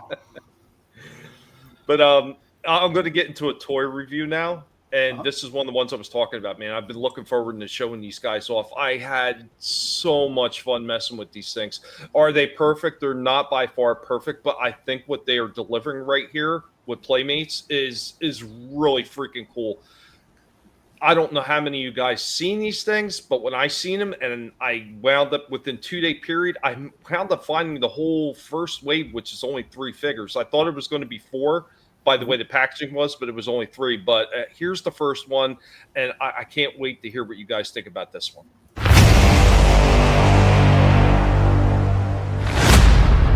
Stripe is a bit busy, can't come out this time for this toy review. But he will be talking on it. Won't you, Stripe? Oh, Stripe. Enjoy your carrot, Stripe. Here we go with our crossover. What is it? Teenage Mutant Ninja Turtles, Godzilla crossover. We got Leo as Godzilla, King of the Mutants. These ones just dropped this month in our finance chain, so I was able to pick him up. Wasn't sure I was going to get it at first, but after seeing this one in the store and being able to pick it up and take a look at it, yeah, this looked interesting enough to pick it up. So let's go ahead and get this one out of the box and take a look at it. And right out of the box in a static pose, here we go with our Leo as Godzilla. So his back piece is actually a separate unit that's packed away in the package. So you actually have to plug that onto his back. A little bit weird how it plugs on, but once you finally do get this thing ported in, it just snaps right into place and stays on pretty damn securely. So he looks pretty decent. Let's put him in some poses. Here we go with our first pose. You could see the rocks down at the feet. You could see the movement in the shoulders, in the forearm, in the knees. So they got bends at the knees and the elbows that are 90 degrees. And then it has a twist as well. There's movement in the hands. There's decent rock down in the feet. And he does have a ball joint on the top of the head. Unfortunately, it does feel a little bit close, so you don't get quite as much movement out of that head as you would hope to get. But amazing movement in the shoulder and in those hip joints. Amazing movement. The tail does have a little bit of a turn, but even then, because there's no pivot or anything like that, it's going to wind up limiting some of the movement that you're going to be able to get out of this guy. So let's move on. He also comes with 2 katanas with that nice blue flame, and it's got that translucent plastic around them. The way that they packaged them was piss poor. Why they keep using all these zip ties? Because it winds up warping the weapons. Here we go with another pose with his swords crossed, looking pretty decent. Let's go ahead and show off how that translucent plastic looks with the lights off, and you can see those things light up really nice. If you get a better light source right underneath, I'm positive these things are going to glow tremendously well. Our final pose with our Leo as Godzilla and our final thoughts on him. He has some really good articulation, but his biggest drawback is that tail. Unfortunately, the way that tail only swishes side to side, it is going to limit some of the movement that you can get out of this guy. So even with the takeaways, this one still hits a 9 out of 10. Dude, yeah, that was pretty impressive. I've never seen that before in my life. Dude, I really, when I said I seen these things, I was like, oh boy, another crossover. Like, how good could it be? But once I got it in my hand, in the store, it looked amazing. I was like, okay, this looks really cool. I'm going to pick this up. And they're only $16.99 a piece. And if you catch the deals at Hasbro, you can get it pretty cheaper. I got it for $12.99 with the discounts at Hasbro because 25% off a single toy purchase. So I wound up getting them for $12.99. And dude, absolutely worth it's worth $16.99, quite honestly. This thing is absolutely incredible. If it wasn't for the fact that the tail doesn't bend up so you can get them even more poses, this thing would have hit a 10 out of 10.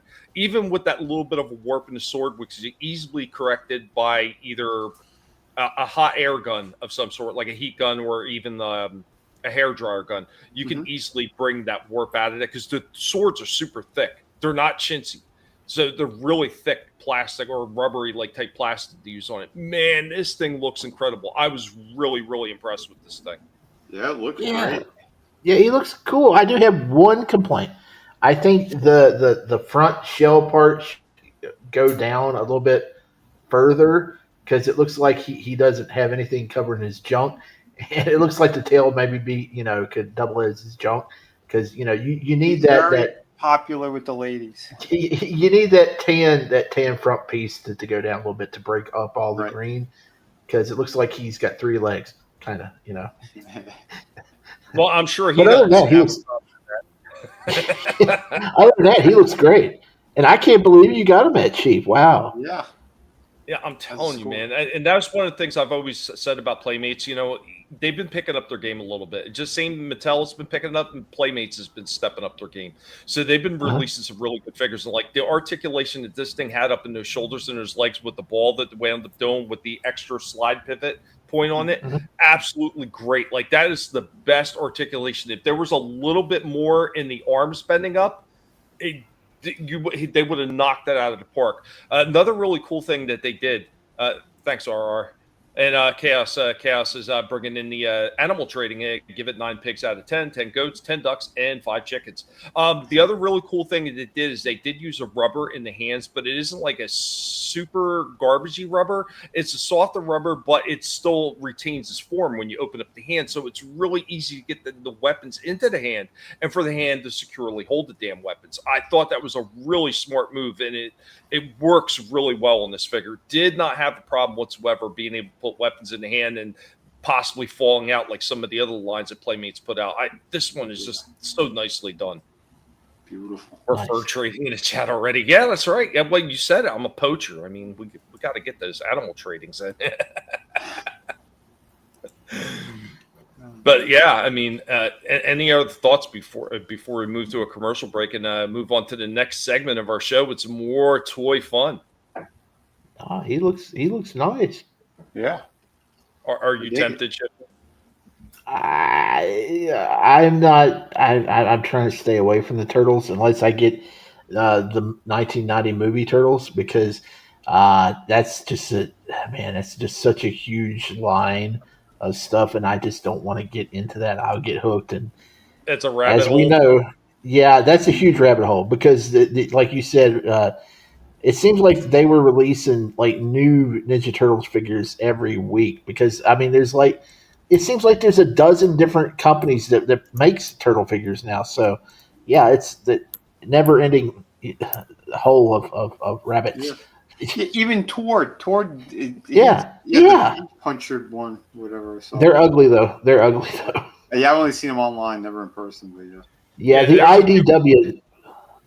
IDW turtles, they're ugly. I don't like those. So. Mm-hmm.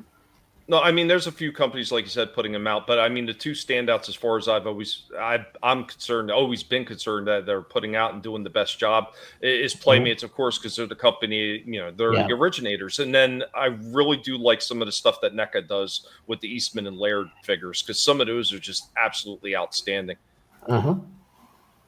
For the sake of his wallet, he chooses not to. Well, maybe it'd be like a Bender. It'd be like a carton of cigarettes. It'd be smoke up, Shifty. You got a couple now. You got to get them all. What's going on? Happy Dinosaur Man. Happy Halloween to you. Tomorrow will be Halloween, and everybody's partaking in it. Be safe.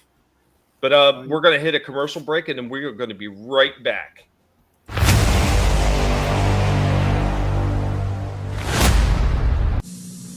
After these messages, we'll be right back. Ordinary weapons are useless against Metlar. Only EarthCore's trapper vehicle can stop the Inhumanoid. Detach grappling hook! After him! Inhumanoids! Inhumanoids! The evil that lies within all. Coming right for us! Take the hovercraft! Trappers ready! There's Metlar!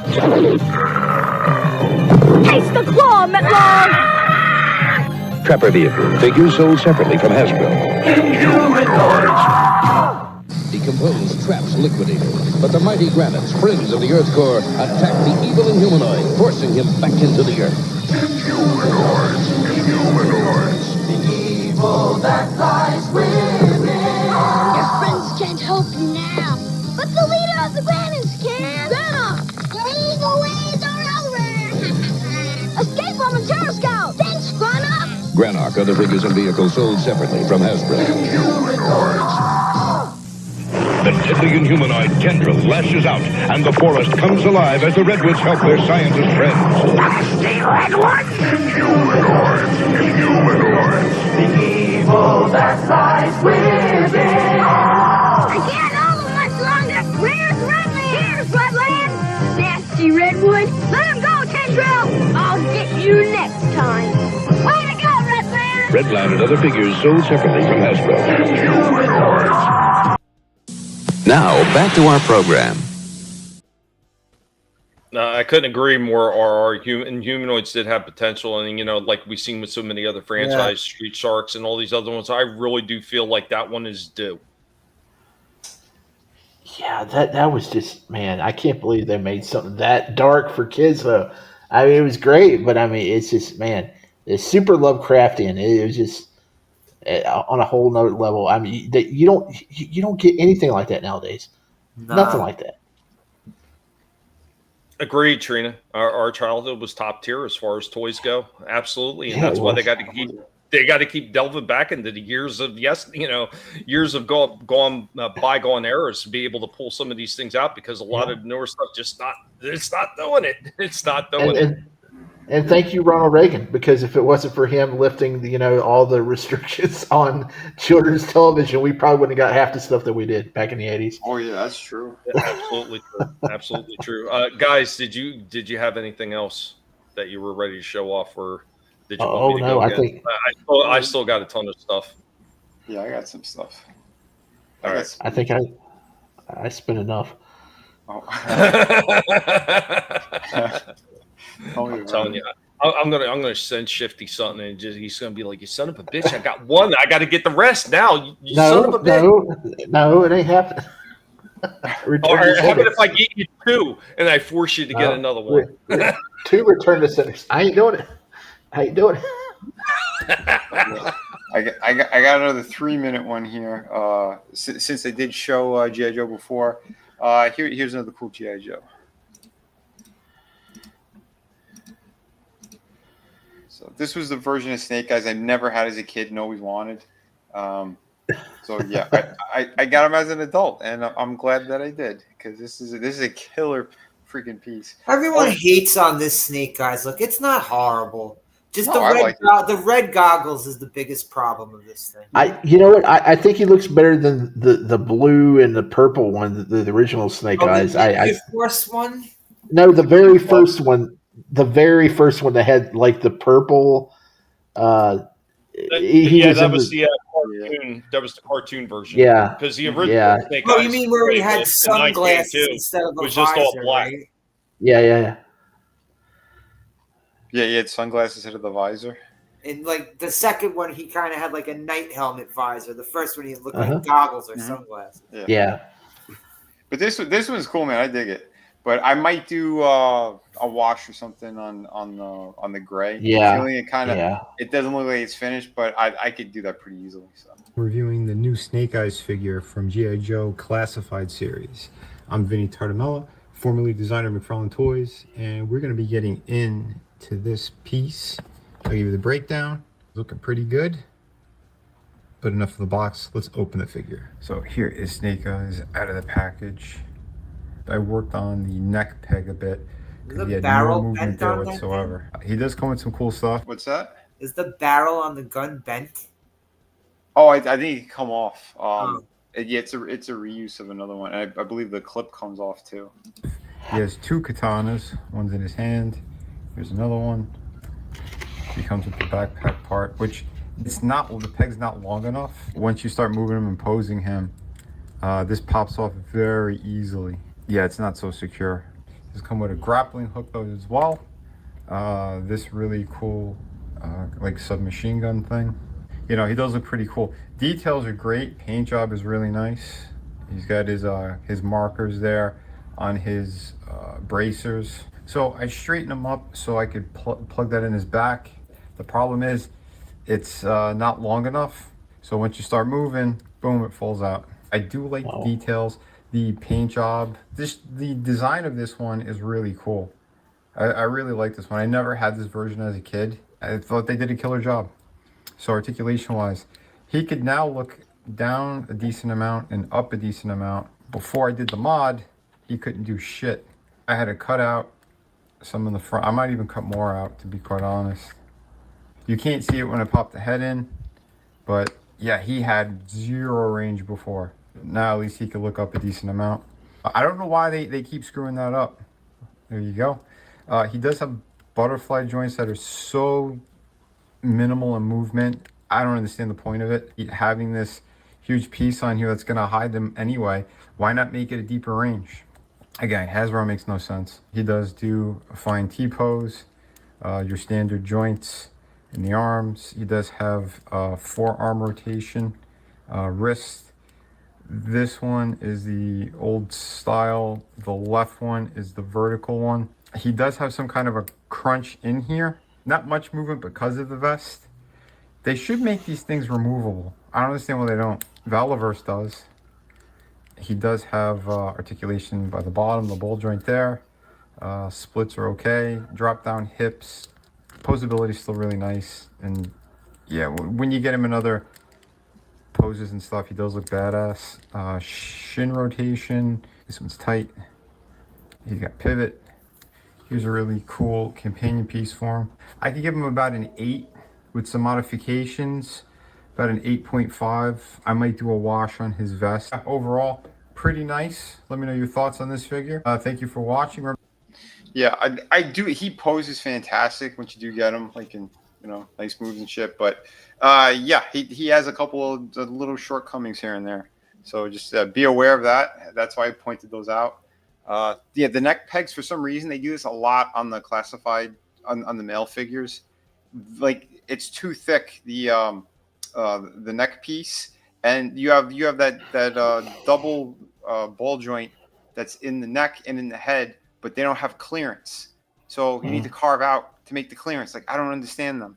Like, it's bizarre. But yeah, I might dremel it a little bit more.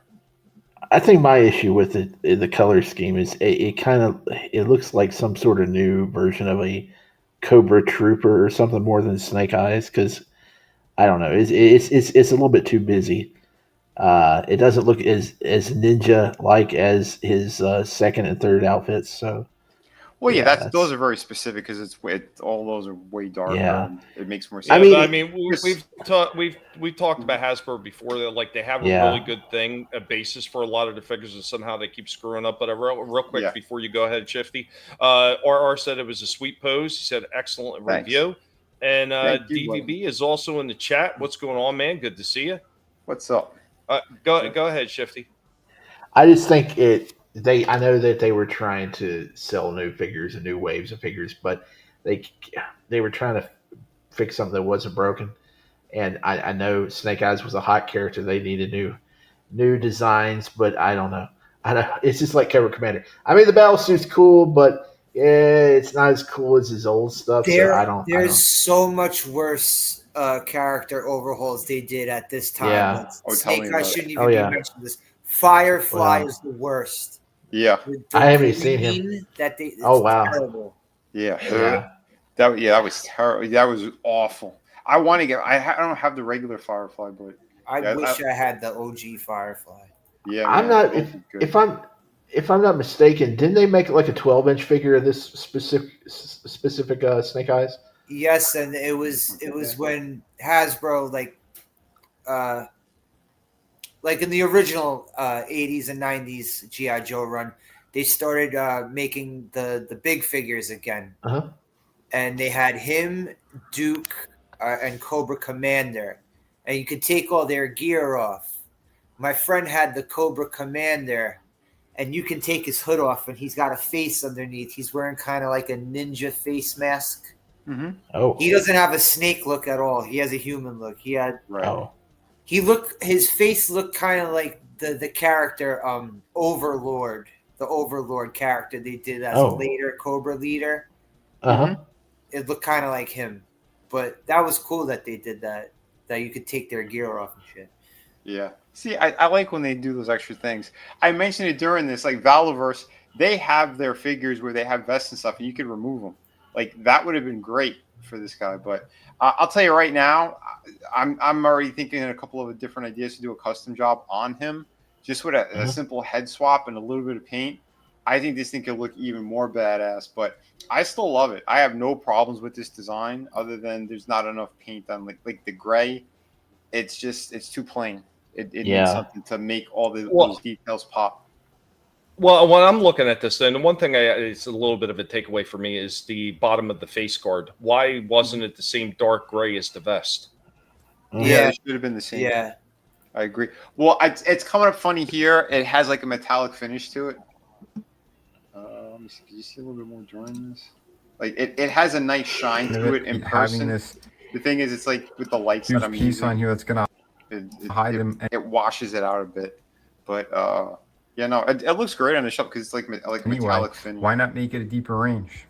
Again, it has. But yeah, because again, the vest itself, it's more of like a simple plastic versus the face that actually has paint on it. So, but yeah, like I said, I'll probably end up touching this up at some point. But I do like the figure a lot. You get some pretty sick poses with this too. It's definitely not the worst thing that I've seen them do when they've done a rehash of a character. It's definitely not the worst thing. They had one what they did with him in Timber, and I hated the color scheme on that thing. It just looked horrible. This doesn't look horrible. Yeah. Was it the desert one? Yes. Yeah, I hated that too. One. Yep.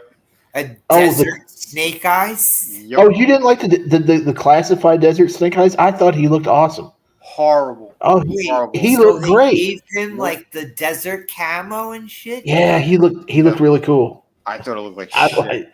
I liked him. But what I was saying is, I gotta look this shit up right now.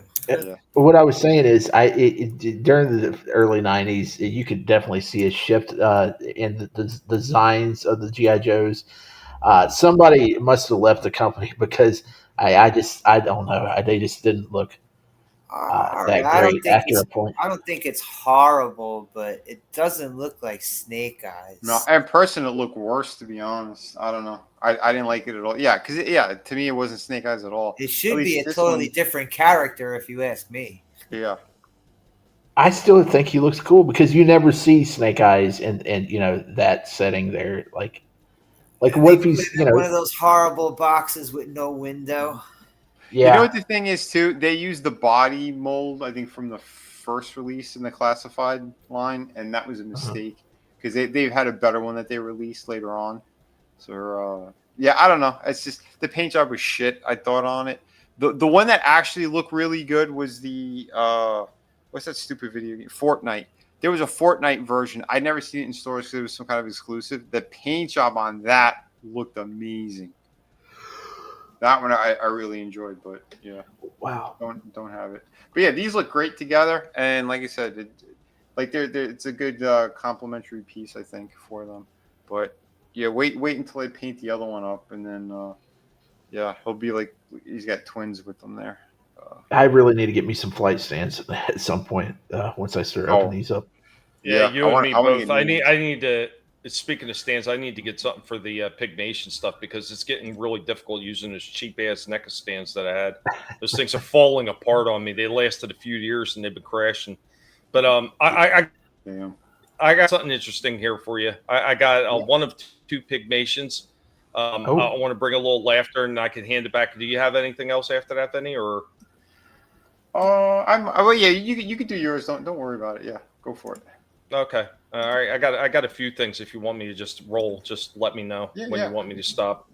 Yeah, but yeah, first of two Pygmations, I just wanted to bring a chuckle to the show. This one was pretty simple to do. It can only do so much with these figures because of how they're designed, so it's a little bit difficult actually doing the Pygmation, but I hope you get a laugh, guys. We are the Guinea Pig Collective. All will be assimilated. Resistance is futile. If you're blue and you don't know where to go to, why don't you go where fashion sits? Dressed up like $1 million trooper, trying mighty hard to look like Gary Cooper.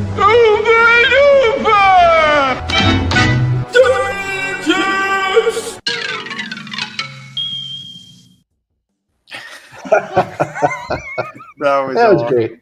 Yeah, it was. Oh shit! Wow. That was excellent. It appears everybody liked it. How long did it take? How long did it take? That one actually, believe it or not, only took about an hour. Actually, I told Trina what I was doing, so I'll probably have to release that in some of my best Pygmations hits at some point. Oh yeah. You like the ending? Yes, staring at her tits. That was the best one ever.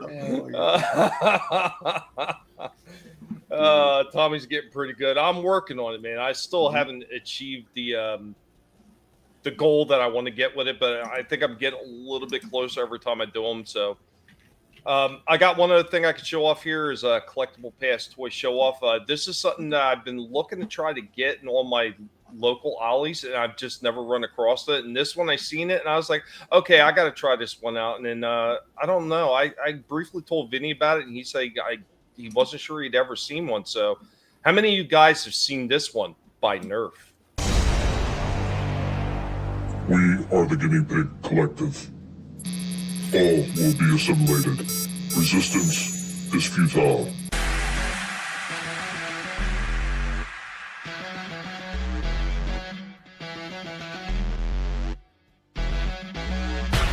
Guys, here we go with this toy show off, man. So a few things have changed a little bit financially for me, so I'm not quite as bad shape as I was, but able to pick this one up. The ollies, we got the Nerf Pro Gel Fire Mythic 10,000 gel fire rounds, semi and fully auto burst rifle. So it's like a little mini submachine gun. Yeah, this thing's battery operated. It costs $20 for this thing. That's at $19.99 at Ollie's. Wait till you see what this thing does. It's a little difficult to see the shots, but this thing is pretty damn cool for what it is. So now we're going to actually check out this Nerf Gel Fire, and we're going to shoot this sucker at the wall. So let's get ready for that. And here we go. First shot. Pieces went flying everywhere. Another shot. You can see it ricocheting all over. One more. Okay. Yeah, it's going all over the place. Now we're going to go to full auto. And go ahead, fire away. Good God. That is pretty cool. Pieces are flying there. One more. Oh, man, that is neat. Guys, that is the Nerf Gel Fire semi and full auto gel firing projectile weapon. So one last addendum for this gel fire weapon. While this thing is pretty cool and it does do semi and full auto, the battery pack, which was fully charged, died after this little test fire and couldn't even fire off the rest of the pellets in this damn thing. So that is definitely a downside to this thing.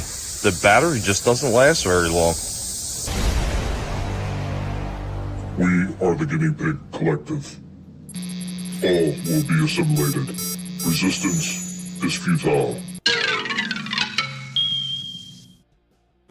Would it last for 60 seconds? Yeah, I don't get it. It didn't. Yeah, it was nice rapid fire. No, you can't put metal in that, unfortunately. That thing ain't going to have the oomph to spit out metal pellets. Get a small black powder cannon. I wish. The weak battery pack just dying quickly is weak. But, I mean, what is there is still pretty damn cool. It could have been just I got one that had a bad battery pack. That sometimes happens when you get these type of things and they just don't recharge. But a $20 like rapid fire gel gun, and the pellets are so teeny tiny, like, they're minuscule, and you soak them in water for 3 to 4 It's like hours. caviar. Yeah. Yeah.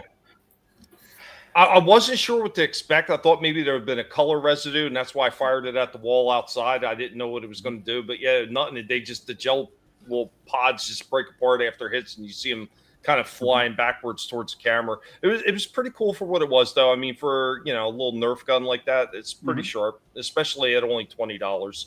I'm not really complaining, even though the battery doesn't last very long.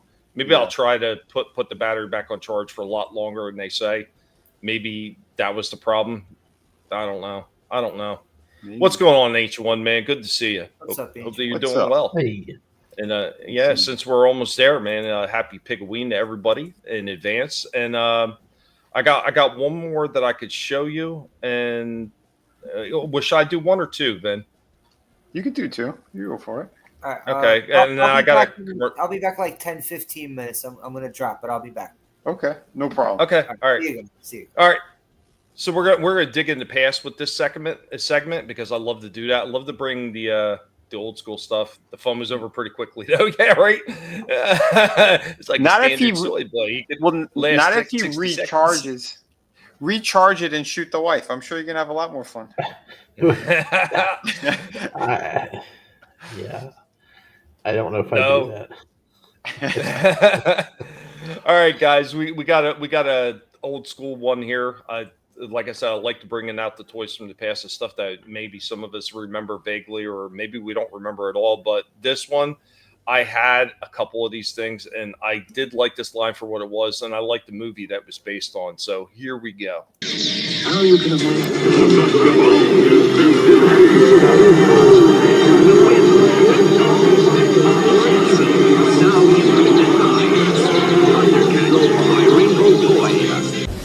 Greetings, humans. This is Indy.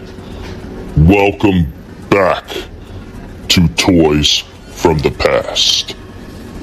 It is I, Stripe, the horror icon pig, taking over on this creepy creature edition of Toys from the Past.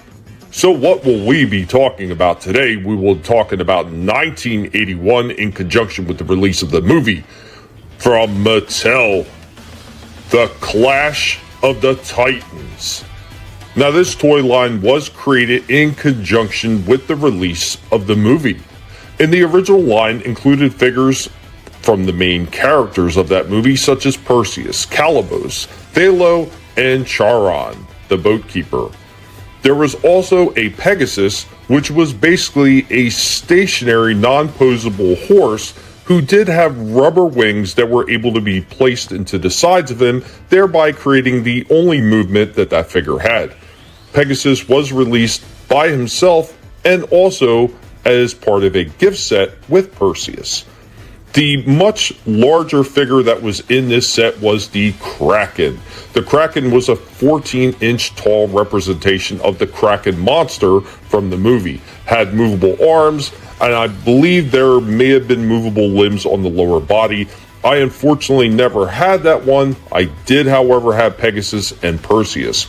Now, each of the smaller figures in the line were approximately the 3 3/4 inch size figures. So the legs move, the arms move, and the head would turn, basically like your standard Star Wars Kenner figure. Perseus did come with a sword and a shield, and many of the other figures came with other accessories. Charon, the boat rider, came with a big giant stick, which he used to push his ferry across the river Styx. Some of the other figures may have had other accessories as well, but it has been a long time since I have actually seen many of these figures. Unfortunately, I only had the two, but I thought it was pretty cool for what it was, and I really did like that movie when it first came out. It was so much different than anything else that we'd seen at the time.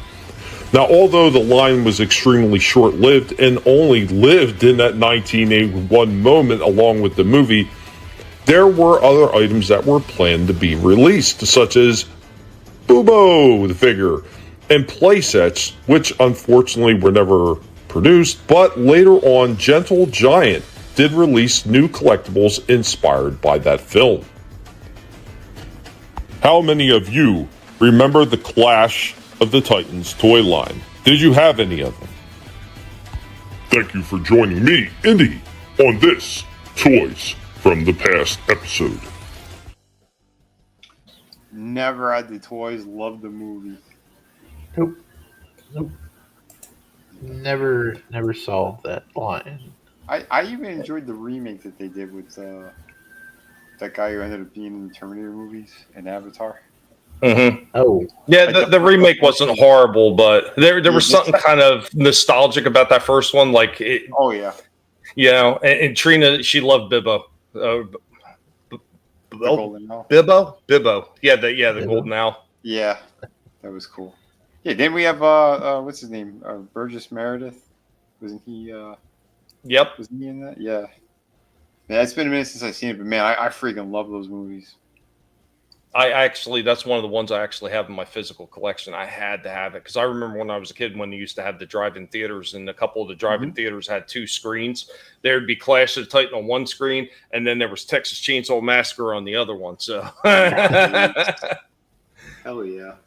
Yeah, those toys that were pretty cool. I still have Perseus and I do have Pegasus, but they're not in as great a shape as I would hope because of the way my dad stored everything. But but there is a couple other companies that were doing like remakes of those figures, like like where the Medusa one came from that I'd shown briefly in there, and a few other ones that didn't exist in the original toy line. But yeah, man, hats off to some of those people and things that they were doing, kind of breathed new life into that the older version of that movie.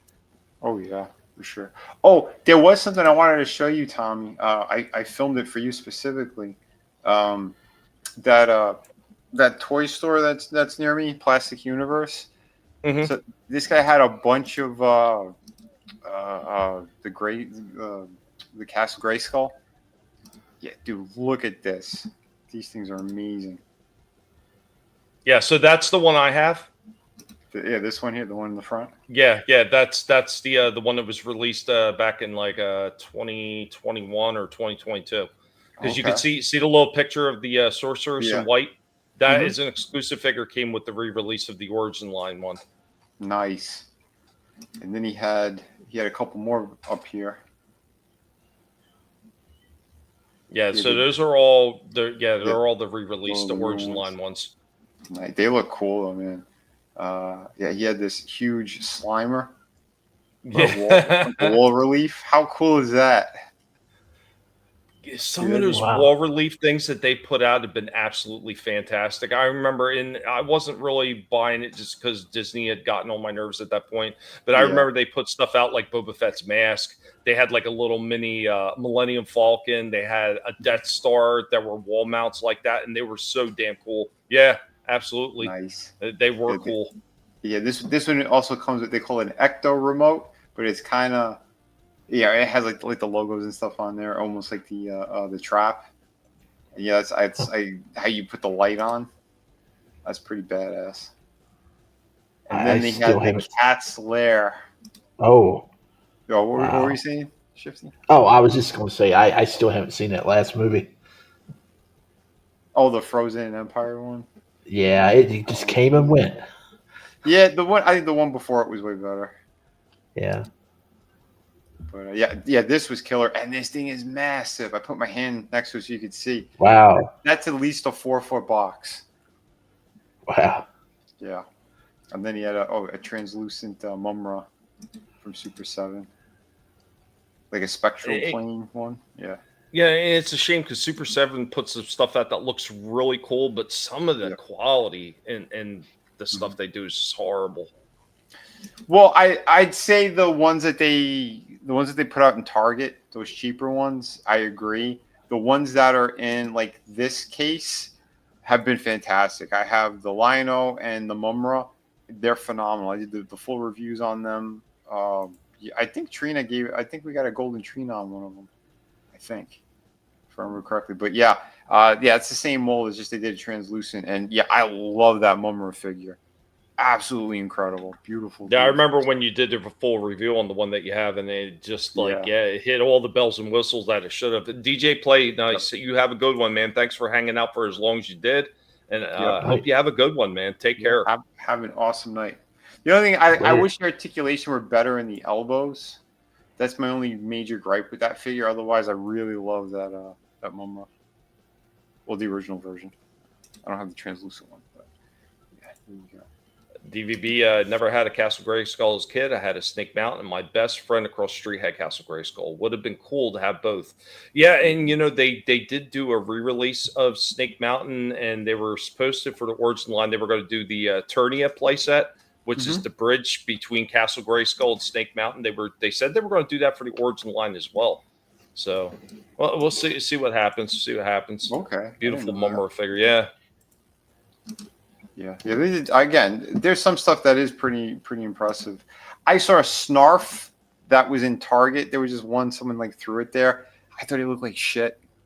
Oh, wow. I don't know. I still need that Chitara to finish off that line, but And that was a single carded Snarf, right? Yeah.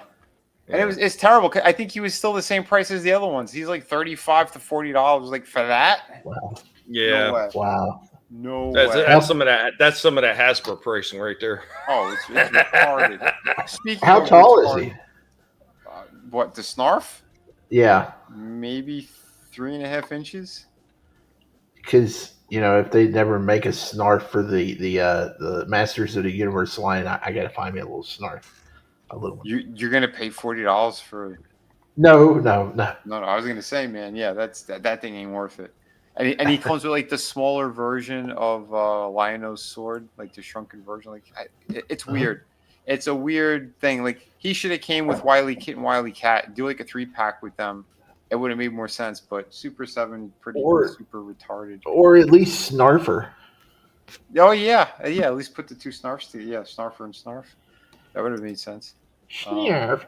This is another short one, so I'll just do it quick. But just to show you the quality of Tords. This one was kind of neat. I've never seen this before. The Black Mask as Batman. I don't know if you guys have seen this before. That's interesting. Black Mask as Batman.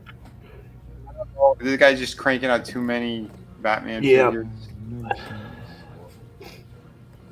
I'll mute that just in case. But and then this. Look at this. Broken figure in the package. What? Yep. Gotta this love is his Fallout figure line. And this thing is $35. Look at this. Now, granted, you open it up, you could probably pop it right back in, but that's the quality that they give you for $35 plus tax. Wow. Way to go, Tord. Way to go. You probably could get a discount. Take it up there, say, hey. Well, if he was going to buy it. No, I didn't want it. I'm just saying, Yeah. I had no interest in that line. They got Street Fighters. Yeah, they had some. There's the Dash Rendar guy. Pretty nice quality on him. Hey, what up, Tollbat? Oh, and here, look, Hitler Batman. What? Tollbat, you came in at the perfect time. What? Here's Adolf Batman.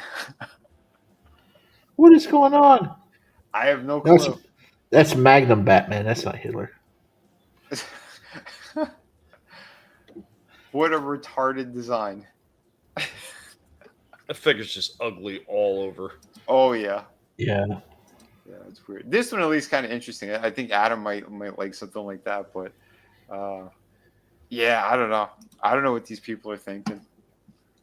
That's the problem. They're not thinking. Yeah. Dash Rendar from Shadows of the Empire novel. Yep. They've done a few of them. Like Steve was showing the Prince Zizor one he has some weeks back. Yeah, what the fuck, Batman? and here's the thing on top of it. Like, I know someone like Adam would probably get something like that, but here's the thing that makes no sense. He has a year left with this license, right? Why hasn't he released a Black Canary? That's like one of the top female characters that people want. He has not released one. Serial killer. There's like 3 or 4 different versions. Yeah. Oh, when I was sitting there next to the ex-president of Hasbro, and then the guy on the other side of me was the one who made Tickle Me Elmo, and we started talking about some of this stuff. I went into that with Tord. I said, I don't know why, for the love of God, it makes no sense to me why he never wanted to release female figures in these lines of that he's been putting out. I said they sell well. I said I had a fight in with every one of them. It's like, I don't understand. Ridiculous. Black Canary. Yeah, Black Canary. That's racist. Well, have they made Black Canary figures in the past? Todd hasn't. Because their other companies have. Doesn't she have like sort of a doesn't she have sort of a risque backstory? I mean, she was like a prostitute, wasn't she? Well, Catwoman was that they did that version with the purple suit and the thigh highs. Yeah, I don't know if that's the reason or what, but that was definitely a prostitute. I don't think Black Canary was. I don't remember her being one. Well, yeah, I think on Smallville that she was a prostitute and she had AIDS. So I mean, that's On Smallville? on Smallville. Yeah, I'm pretty sure. No, that's not Yeah. her origin. No. Oh, okay. The Well, one on that had the most. Smallville. No. The one that had the most risque origin story was that one storyline with Catwoman. Jim Ballant, I think. Yeah, he drew them. Yeah, and she was a hooker. Yeah, so I don't know what's canon if they still use any of that, but Black Canary's always been the one that's with Green Arrow, their husband and wife. Yeah, and like that character is fantastic. It makes no sense why they haven't done that. Yeah, it's one of them. It wasn't the Arrowverse, though. Oh, Well, I don't know. I never watched. Black Canary was in the Arrowverse as far as the Green Arrow. Oh, yeah. from Oh CW. yeah. You're right. Yeah, I watched the first 2 seasons. No, you're right. She was in there. Yeah, Tollbat wants to know, why has Tollbat not paid Vinny to make a Tollbat comic? I don't know. Lurch asked that question too. Why not Let's do Tollbat? it. Because in Tollbat says because Tollbat is a grifter. Damn it, Tollbat. Oh, You're damn. supposed to troll yourself. That's how it works. Oh, shit. Maybe he's trying something different.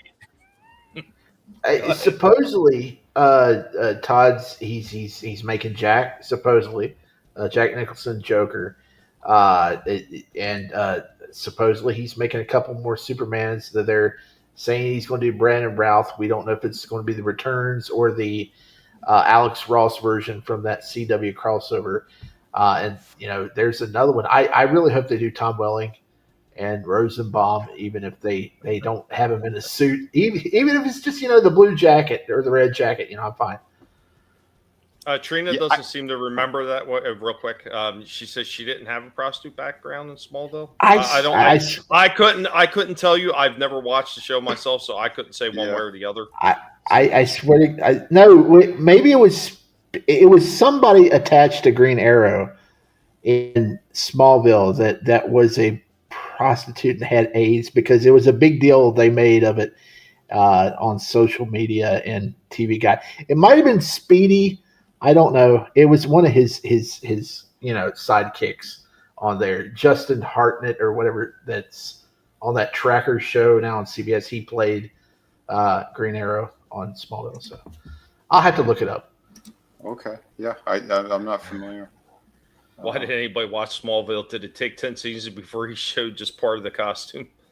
Well, it was about Clark. It was Not about Clark. Jason Jason Teague's mother. She says Jason Teague's mother. No, Jason Teague's mother was a witch. She wasn't a prostitute. I don't know. I think Trina and Shifty, like, she's gonna come back and they're gonna host Smallville panel. No. But yeah, how much for goodness sakes? Lizard got to eat. No, you bastard. Real quick, I got to get to something in the chat there. I mean, I know it's not official, but this calls for a Sword of Omen special. Thunder, Thundercats! We go Slither, you'll be joining us soon. A band of violence, real or blue. I thank you. Till all are one.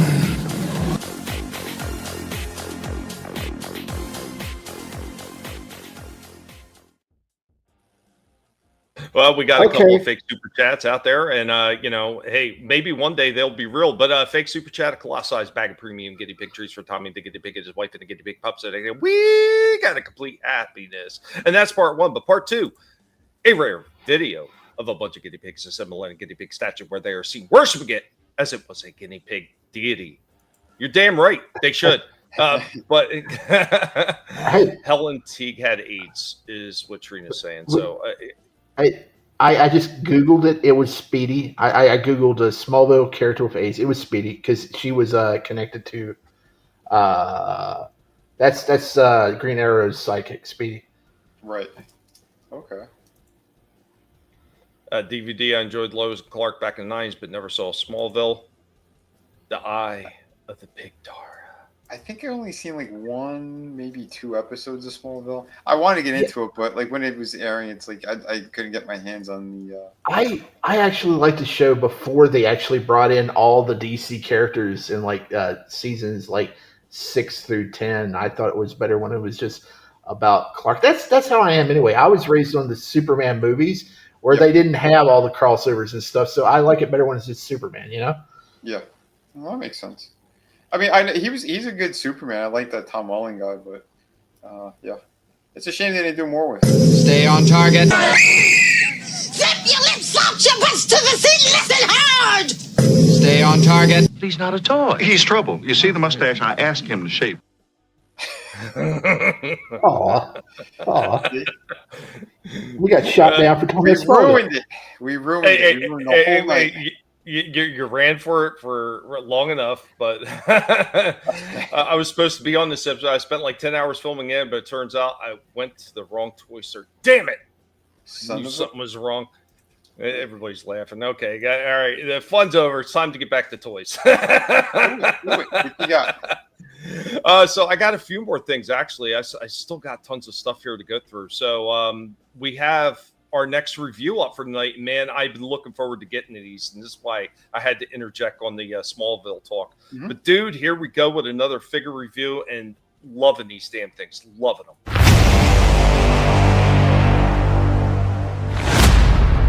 Stripe? Still busy with the carrot? Oh, man. Guess we're going to have to do another toy review with you just talking about it as soon as you get done. Here we go with Raph as Rodan right out of the box. Now, because of the wings on his back, it's a very thick, hard rubber. So every time you try to straighten his arms out, unfortunately, because of how thick the rubber is, it pushes the arms forward. A little bit of a design element problem right there. Let's get him in some poses and get out his accessories. He can get down into a full kneeling position, and it looks pretty good. Not bad so far. Let's move on. And with the help of a flight stand, we can go ahead and get our Raph Rodan flying through the air with his wings stretched out. So if you turn the arms a little bit, you can almost get him to stretch out, but it still wants to push him forward. But this one looks pretty good for what is here. The only thing I'm seeing wrong so far is those wings. Pretty decent movement in this guy. A lot of good movement. And of course, it wouldn't be a Raph without having his 2 sides. And these ones are flaming sides that are semi-translucent. Let's go ahead and show off the translucent aspect to the weapons by turning off the lights. As you can see, they glow a little bit. Final pose and our rundown on our Raph Rodan. You can see all the points of articulation that this one has. Plenty. The balls at the top of the shoulder. The balls in the lower legs. The knees and the elbows both move 90 degrees, but they also have turns in there as well. He also has movement in the hands, and you have a decent ball joint up in the head. Unfortunately, I think this ball joint is a little bit too low, and it does limit how far that you can move his head around. If they had made that ball joint just a little bit higher, you could have got a lot more range of movement out of that head. It was pretty close. The only big takeaway in this one is the wings. The wings is the only thing that kind of takes away from the movement of the arms.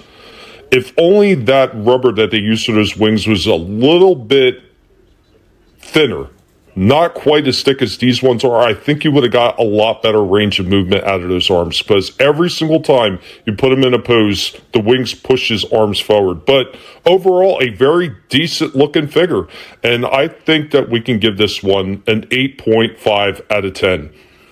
The wings are really the biggest drawback to this one. If they corrected the wings, and if they gave them a little bit higher of a ball joint on top of that head, this thing could easily score a 9.5, maybe even a 10. Nice. Yeah, those are fucking cool. Yeah, he's neat looking. At the same time, I got a big chuckle out of him. First time I saw him there, he's a little bit goofy looking. Well, those things are crazy. I've never seen them. Yeah. God, these franchises are such fucking bores, man. Here comes Mr. Happy. Am I wrong? You're not wrong. No, you're not No, wrong. you're not wrong. You're not wrong. But this is one of the few Turtles crossover. I'm calling it. this is one of the few crossovers I didn't mind as much as some of the other ones, because these ones actually look really cool and they're pretty decent ass figures. And DVD, he's cool, but he ain't no Grand Slam and Ref. That's all I'm saying. Very nice. Okay. But what are your other thoughts on that, Slasher? I mean, as far as the toy itself, I mean, I know you're sick of the crossover things and yeah, it looks cool and all, but yeah, it is getting tiresome, man. It's getting tiresome. It's like what they did to like zombies in like the 2000s, what they did to vampires in the late 2000s. It's just, I don't know. Yeah, I hear you. Well, what were you saying? You said you were calling it Ninja Turtles crossover with what? Friends. Oh shit. Oh, Friends are Seinfeld. Oh, what about Golden Girls? Yeah, Golden Girls. Yeah, we're just giving them more ideas. No, Golden Girls was that Turtles. I would buy the Golden Girls turtles. Well, yeah, because you could have Splinter is Sophia. Like, that's an easy. It's Facts of Life Turtles. We'll get Tootie Nardo. Tootie Nardo. Oh shit! If I could turn how about different back strokes? time. Raphael Arnold. Well, what about the What you Love talking Boat? about, I mean, Will? there's a lot of untapped franchises. What you talking about, Splinter? But you know what? For what was there though, I really did like this one, and that's 2 out of 3. And like I said, I thought there was 4 because of the way the packaging done, but there's only 3 in this first wave that it put out. But real quick before we move on, I'm gonna pop in another commercial break for an older toy line, since we are still in the Pigween time of year What's for that Halloween called? and everything. Sorry, I was saying I told that. Yeah, no problem. That's why I paused. Since we're Chaos. still in the Halloween Pigween time of year, I got another creepy toy line. I know I've shown this off a while ago, but it absolutely does belong in this time of year.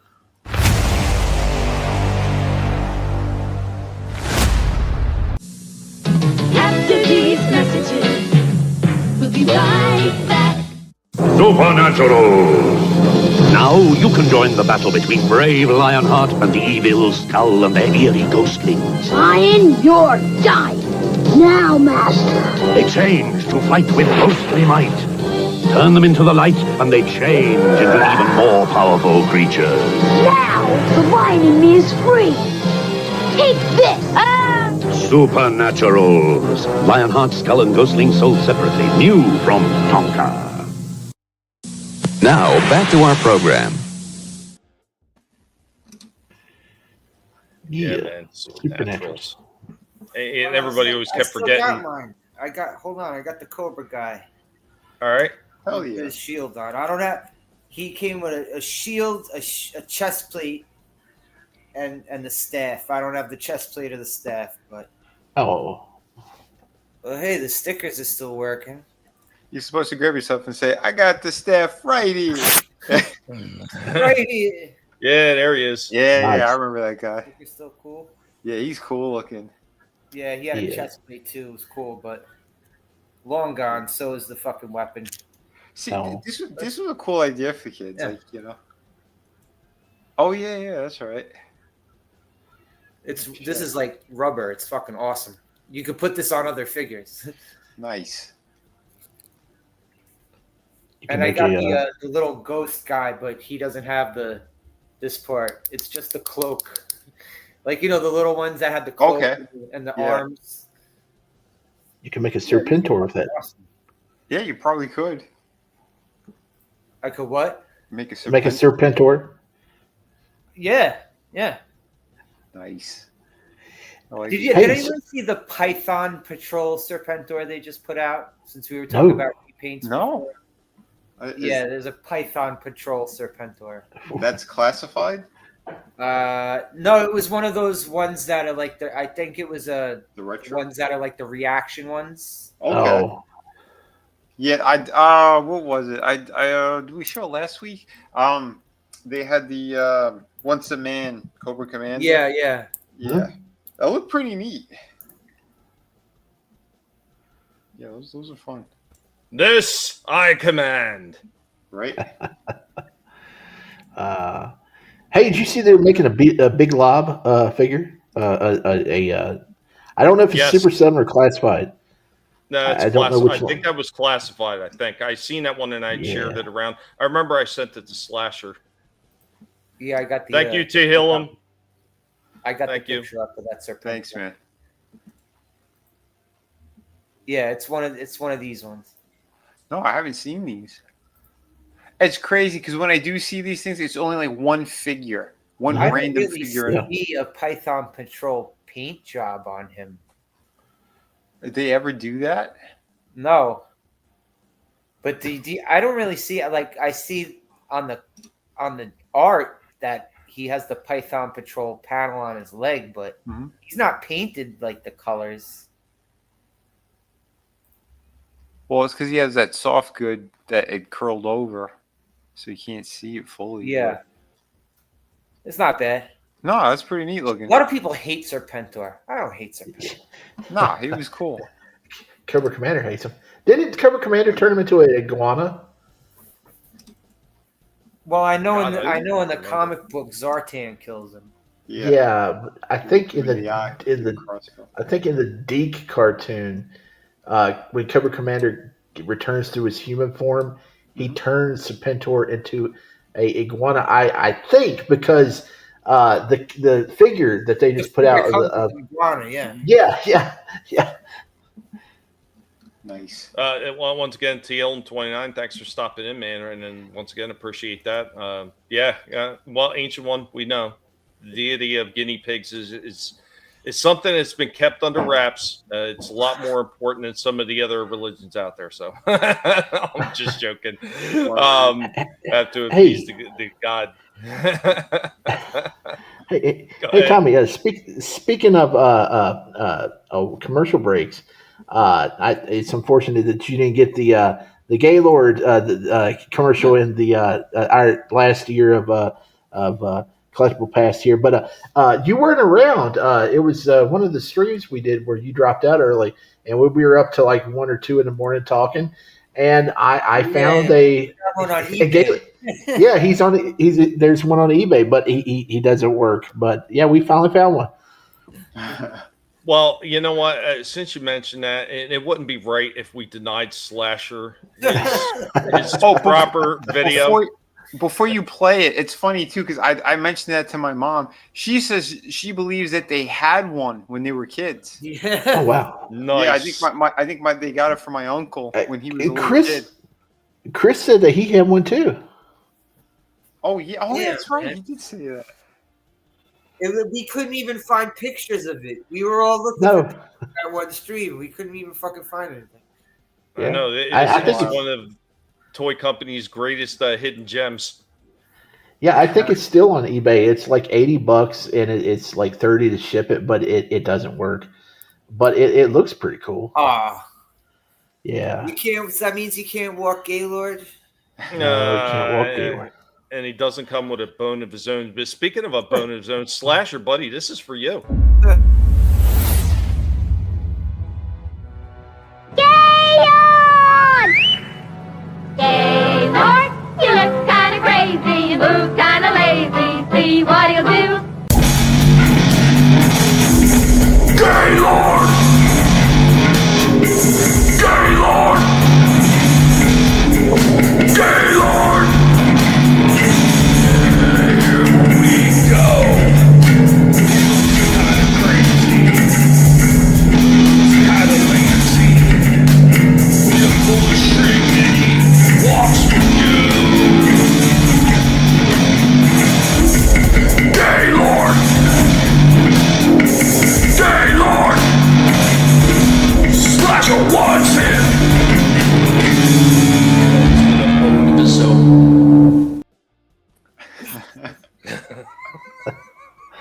I really got to do a remix. I've been lazy. I gotta do a forgot that he remix, walks bring the vocals backward. out. I forgot he Yeah. could walk too. Oh no.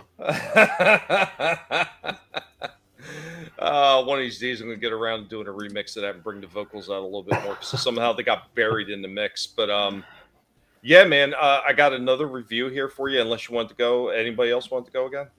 No, you can go. Okay. So I got the last one of the turtle crossover figures. Slasher, you can go ahead and just start like chewing on that Gaylord bone.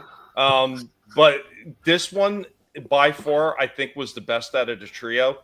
And I was uber impressed with this thing. It has a lot going for it. So without further ado, go ahead and play this second.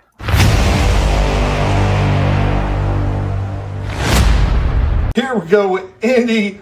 Oh, Indy, he's in his Sherlock Holmes outfit. And we're going to get into our last figure review of the night. It should have been Stripe, but Indy decided, hey, it's Pigaween time. Let's go ahead and dress up as Sherlock Holmes. Without the hat, Indy? How can you do it without the hat? Oh, guys. Here we go. Oh, with Indy leading us in, what do we got? We got one more right here.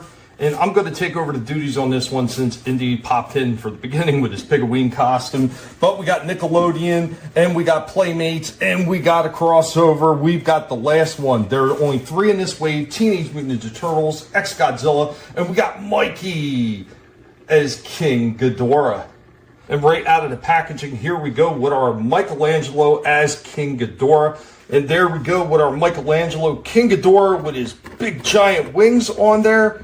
And of course, his double tail. It actually looks pretty damn cool. A bit of posability, however, he can't perfectly get down into a kneeling position.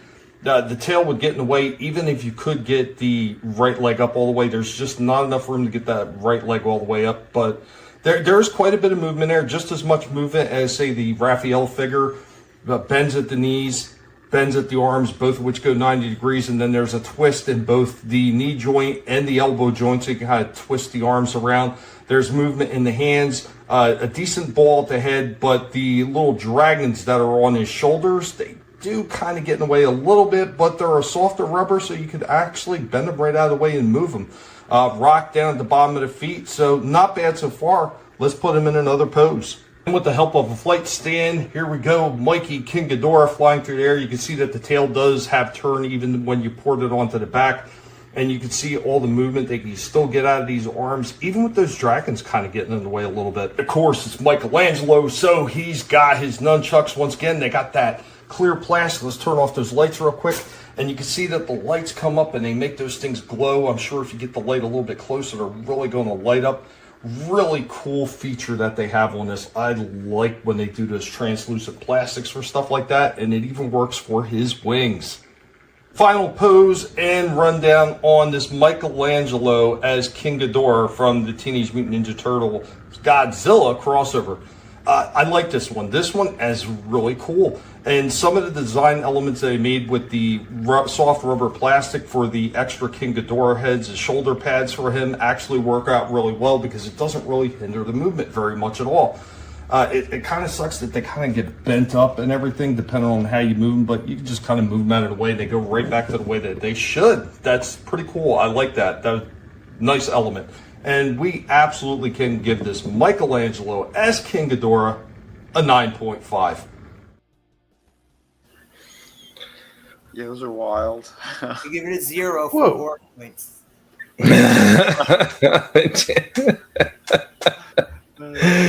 Tollbat, I found these in Target, so these are out there right now, $16.99. And if you catch, it's good until November 1st. There, you get like 20 or 25% off a single toy purchase. So if you just do a bunch of single purchases, you can get them knocked down to $12.99. That's what I got them for. So I'm not gonna say it looks good. It looks cool and all. I'm just like it's getting old. It's like turtle everything. You don't have to make everything a fucking turtle.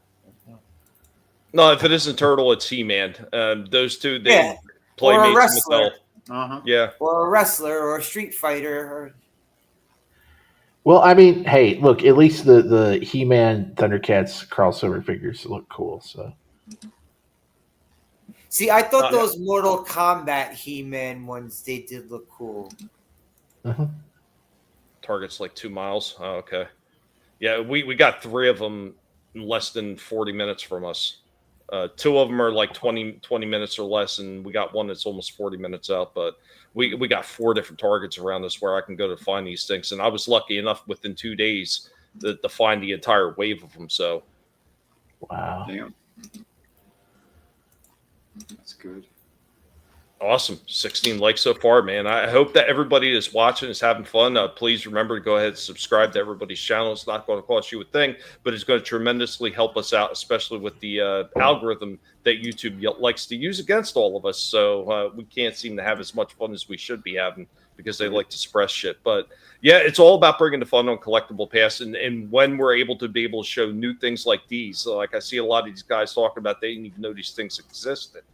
And I knew they were coming, and I wasn't too keen on them at first. But like I said, once I seen them in store, once I got them in hand, I was totally impressed with these things. Do not regret these things at all. And I wouldn't have regretted it at full price of $16.99 because it's a lot cheaper than what a lot of the other toys that are out there on the shelves right now. And you're getting some pretty decent quality. Like I said, those dragons that he's got up on his pauldrons, where it's got the little head pieces and everything, they bend and move right out of the way, and you just put them back to where they should be. That was an incredibly smart addition that they put to this damn toy, so it doesn't really hinder the movement whatsoever. As far as like what they could have did differently, it's the same thing the other ones. If they would have put a little bit higher of a dumbbell for the neck peg, he could have got a lot more range of movement out of that head. And maybe if they would have had something on the tail so you could move the tail upwards a little bit. But I think those are minor gripes for everything that was included. And those wings, they're a soft plastic, but they're not rubbery, if you know what I mean. So they're very well done. You could drop those things all you want. They're not going to shatter or nothing like that. Everything about this thing, it screamed quality, the way that they put it together. Super impressed with this one. And I know, Slasher, too many crossovers, but as far as some of the crossovers I've seen come out lately, these ones, these actually hit an itch as far as if you're going to do a crossover, do it right. And I really do feel like these ones hit that mark. Yeah. I mean, they put a ton of work into it. Yeah, and they're huge for the price. I mean, $16.99. Those really should be like $25. Yeah, the wings, the tails. Yeah. Yeah. I don't know. I just think I hit my breaking point once I saw Cody Rhodes crossover with Casey Jones. That was when I should have been really fucking hardcore realization. You know? Yeah. It should have been CM Punk because he's wanted to play Casey Jones in the movies for years.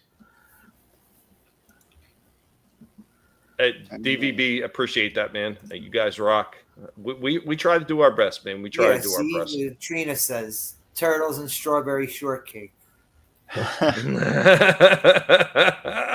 Care Bears. Purple pie, man. Care Bears. Listen, if we make our own toy company, we'll do it, man. We'll do it. And the Golden Girls, I told you, we'll make it work. Splinter as Sophia. I'm telling you, it's going to work.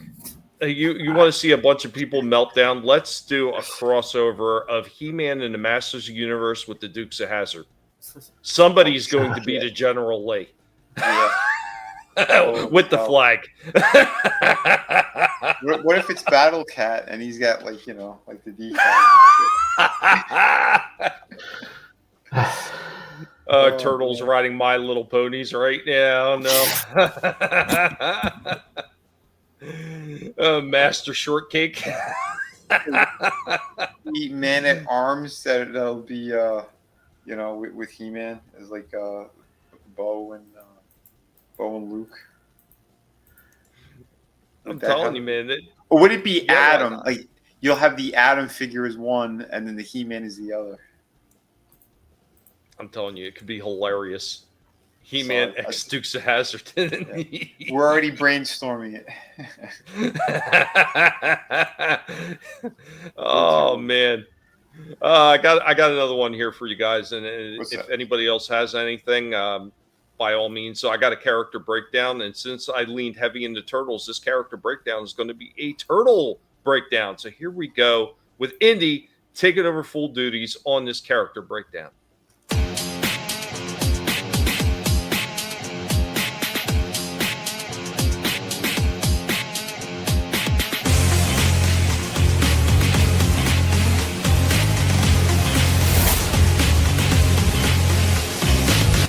On today's Character Breakdown, we will be talking about a hero and a half shell. We will be talking about Leonardo. Leonardo's origin story is that of a turtle hatchling who, along with his brothers, was accidentally exposed to a mutagenic ooze in the sewers of New York City, causing them to mutate and gain human-like intelligence. They then were raised and trained in ninjutsu by their adoptive father, the mutant rat Splinter. Leo's personality is defined by being the serious, disciplined, and moral leader of the Teenage Mutant Ninja Turtles. He is a strategic, responsible, and highly dedicated to honor and duty, often acting as the Boy Scout of the group. Leonardo, his swordsmanship is unmatched. He can be stoic and is also very protective of his brothers and experiences moments of self-doubt, sometimes getting frustrated or overwhelmed by the responsibility that he carries. He is very protective of his brothers and, of course, his adoptive father, Splinter, and deeply cares for them. And he is very spiritual and thoughtful. Leon is often the most spiritual of the group, frequently meditating to find focus and calm. Moments of self-doubt can be hard on him and actually cause him momentarily to freeze up. He can freak out or lose control when things get too out of control when his brothers are in danger. While originally all the turtles had red bandanas, later on Leonardo became known for having blue as his bandana color of choice, and sometimes having blue on the handles of his swords. Guys, we hope that you enjoyed this character breakdown of Leonardo from the Teenage Mutant Ninja Turtles.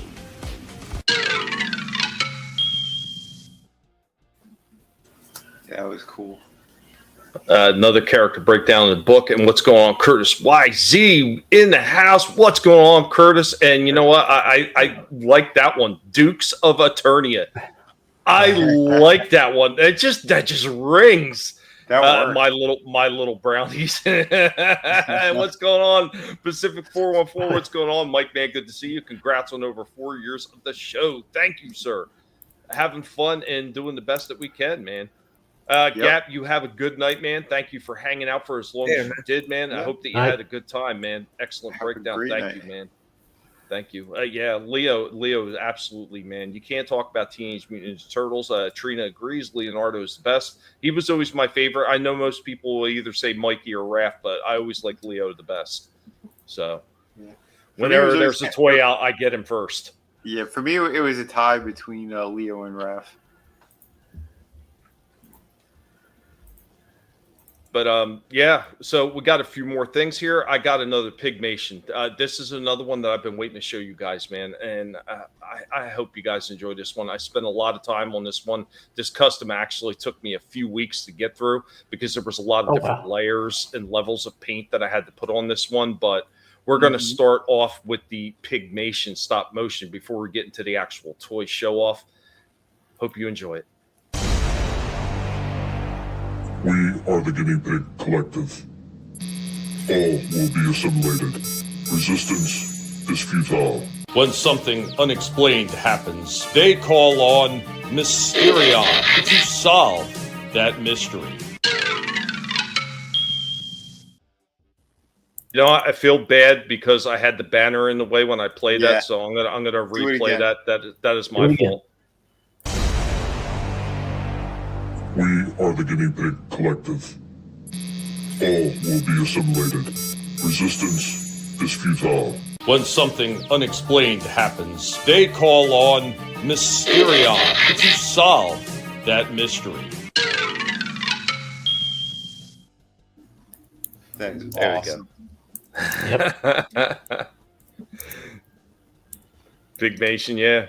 The Mystery Machine, that is right. That is right. And now we're going to show it off a little bit better with the toy show off. I got a couple segments. I'm actually kind of surprised that we made it this far into the show, but we're actually nearing the end of the show. I had a lot of doubts that we would get through the show this early, and Shifty says, hey, you know, we might get through this a little bit faster than you think.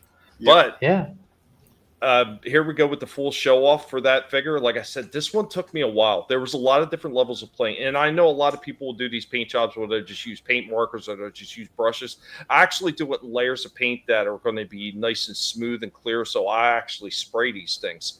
So I had to do a couple different layers of paint, first to green, and then I had to tape everything off and then do all the blues, and then I had to tape it off again and do touch-ups. And then after that was all done, then I came back in and I started doing some of the finer detail paint onto the mystery machine.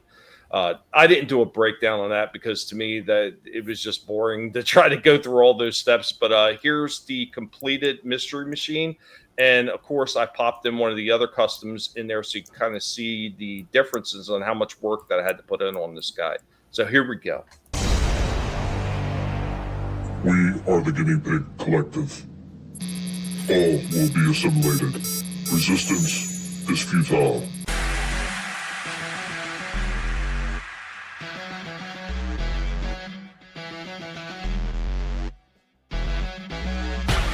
So much like we did the A-Team custom of the Studio Series 86 Ironhide, which we're calling A-Tronic now for the A-Team.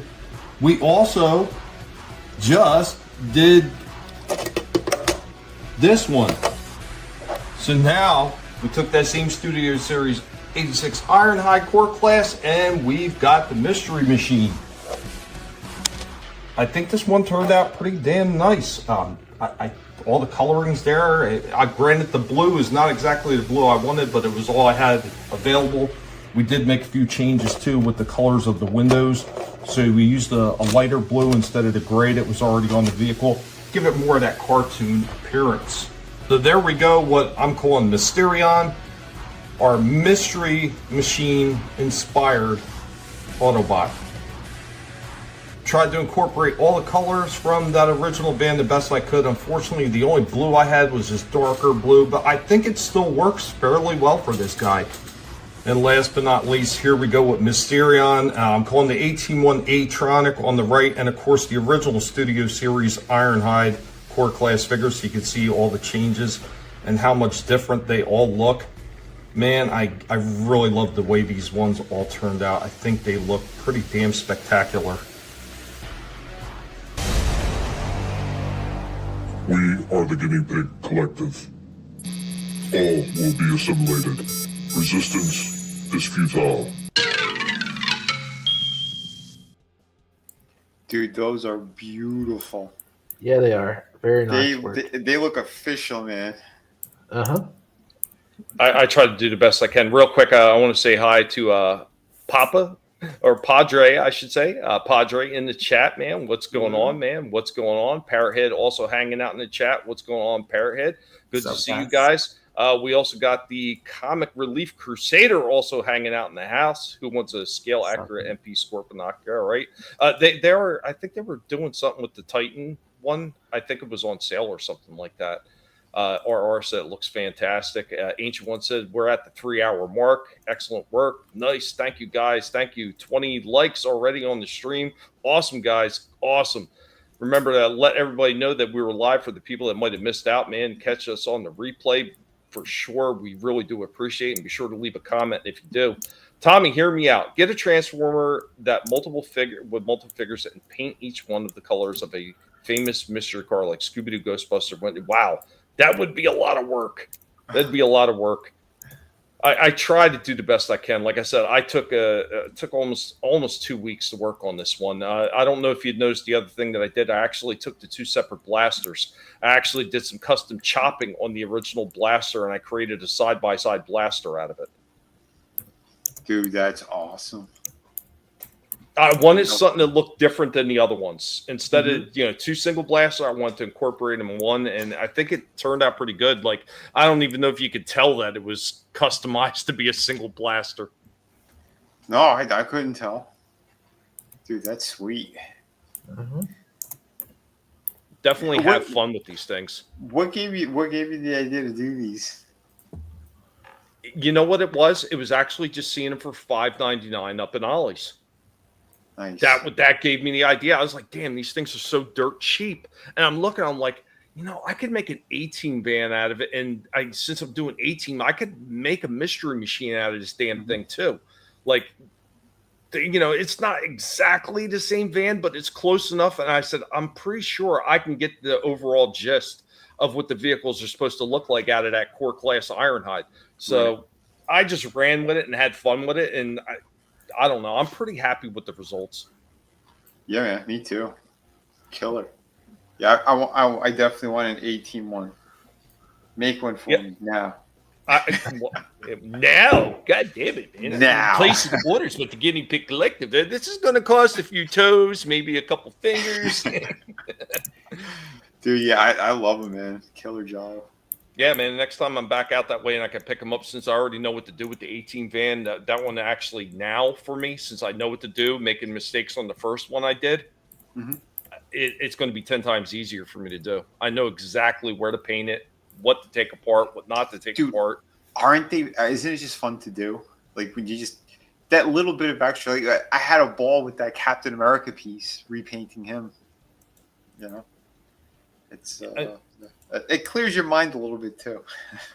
Yeah, you know what, and it's time spent on it, and especially if you get it even remotely close to where you want to get it at the end. It's a very fulfilling moment. This.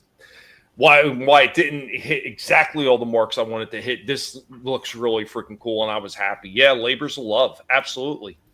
Sure. And I mean, if you love these things, that's what you're going to do. You're going to try to figure out ways to incorporate other characters that you never, more than likely, never going to see.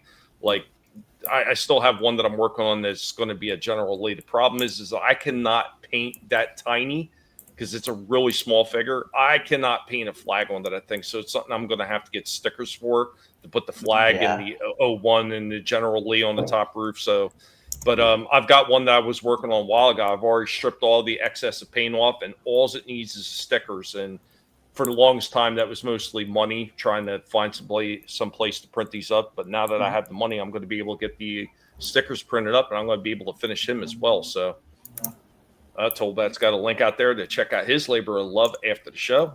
We're getting pretty close to the end. So actually, I only have one other thing left. Was there anything else that you guys want to hit on before I show that? No. Go for it. No. Okay. Well, the last one that I got here is going to be a toy hunt. So I've seen some pretty interesting things out there now that I'm back in the market, so to speak, to be able to collect these things. And while a few of them I might not get, they were interesting enough that they turned my head, and I was like, oh, what the hell is that? So here we go with our toy hunt.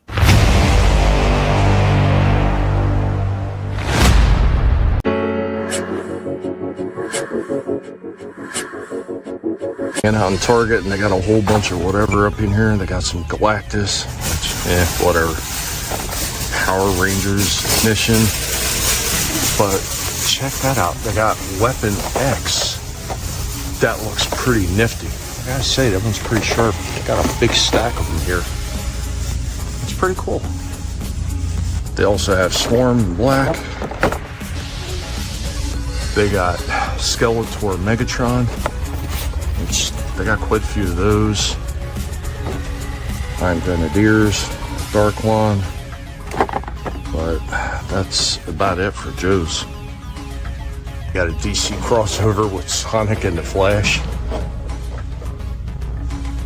Got a few more of these crossover pieces right here. We got Silver has Green Lantern. And then look at this big set right here. Sonic the Hedgehog Power versus Speed Pack. That is actually kind of interesting. I'm not really big into the Sonic stuff, but that's pretty cool. Over here, they got a few more of the crossovers. Cyborg and Tails. Superman and Knuckles. And they got Batman and Shadow. And then Transformers. Not a whole lot of anything to write home about. It's pretty bare bones over here still. Just really disappointing.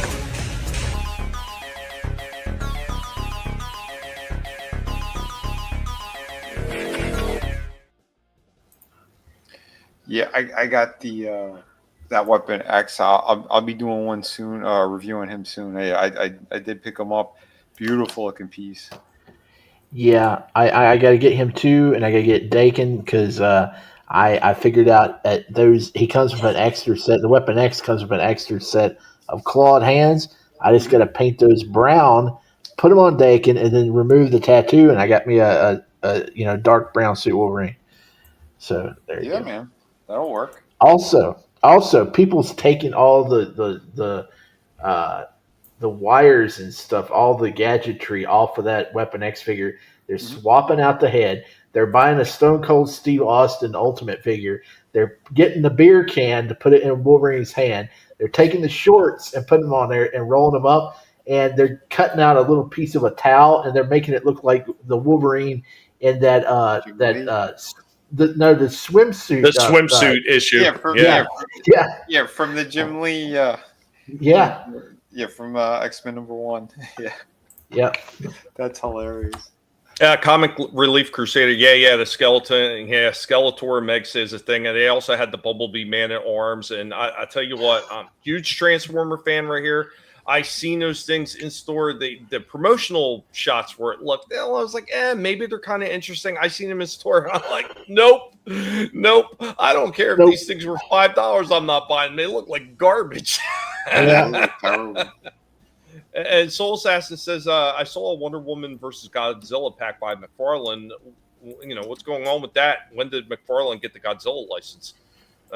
Probably he only got it for that particular line of figures. Yeah, because it's based off of a DC Comics. They already did the crossover.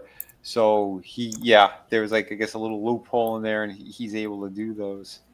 And it's a shame. Everybody wants that Wonder Woman, and you got to spend $60 damn. Yeah, because he's a dick. Sorry, but it's true because that's the thing.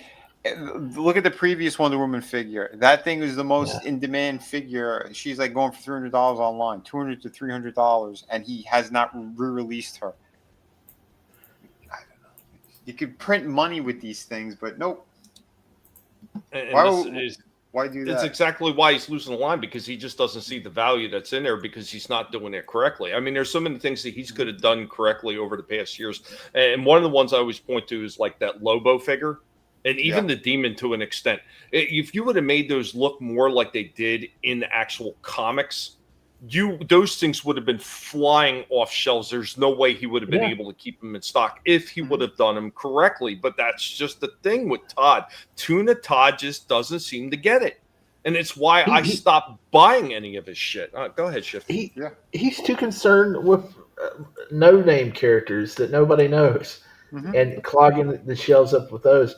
I mean, where the frick are the Robins? I know that he's made quite a few Robins, but that classic Silver Age Robin that's going for over $100, he needs to re-release that or do something, because he's putting out all these classic Silver Age looking Batmans, and you ain't got no Robins to go with them. What the hell, man? Yeah. Yep, right, Trina, and all the Batman variants. Soul Assassin was talking about what sucks more than painting. It finishes custom Star Killer and Darth Nihilus figures. There's so much stuff that goes into some of that stuff, and especially when you're getting into finer details that make the figures better too. It's just an awful lot. Like, especially if you got to sew things together and create like capes and everything else. Like, wow, it's a lot of work that could be put into that shit. But once again, like RR said, it's a labor of love, because if you really want to see these things, you're going to be able to create them. And there's plenty of stores out there, whether it's Ross, whether it's Burlington Coat Factory, whether it's what's the other one? Ollie's. All these stores got like really good figures at discounts that you could create these amazing customs, because normally who wants to spend 25 to maybe even up to 30 some odd dollars to chop a figure up to create that custom you want, when you can get them a lot more affordable, and it doesn't feel like it's quite a strain to be able to create this custom, especially if you got to get multiple figures to do it. Yep.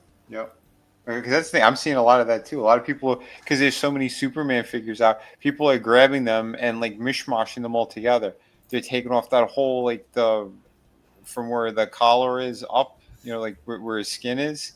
They're The popping it off. Superman figures are so bad, people have to Frankenstein them to make it. No. Here's the thing. It's not that they're bad. People want the perfect Superman, and he's been releasing the ones that have like the black outline around the S instead of the red and the yellow, and then like the color of the suit, it's either too dark or too light, and the capes are either too short or not fully wired. So people are popping them out and making the perfect one. Like they're merging like 3 different Supermans together.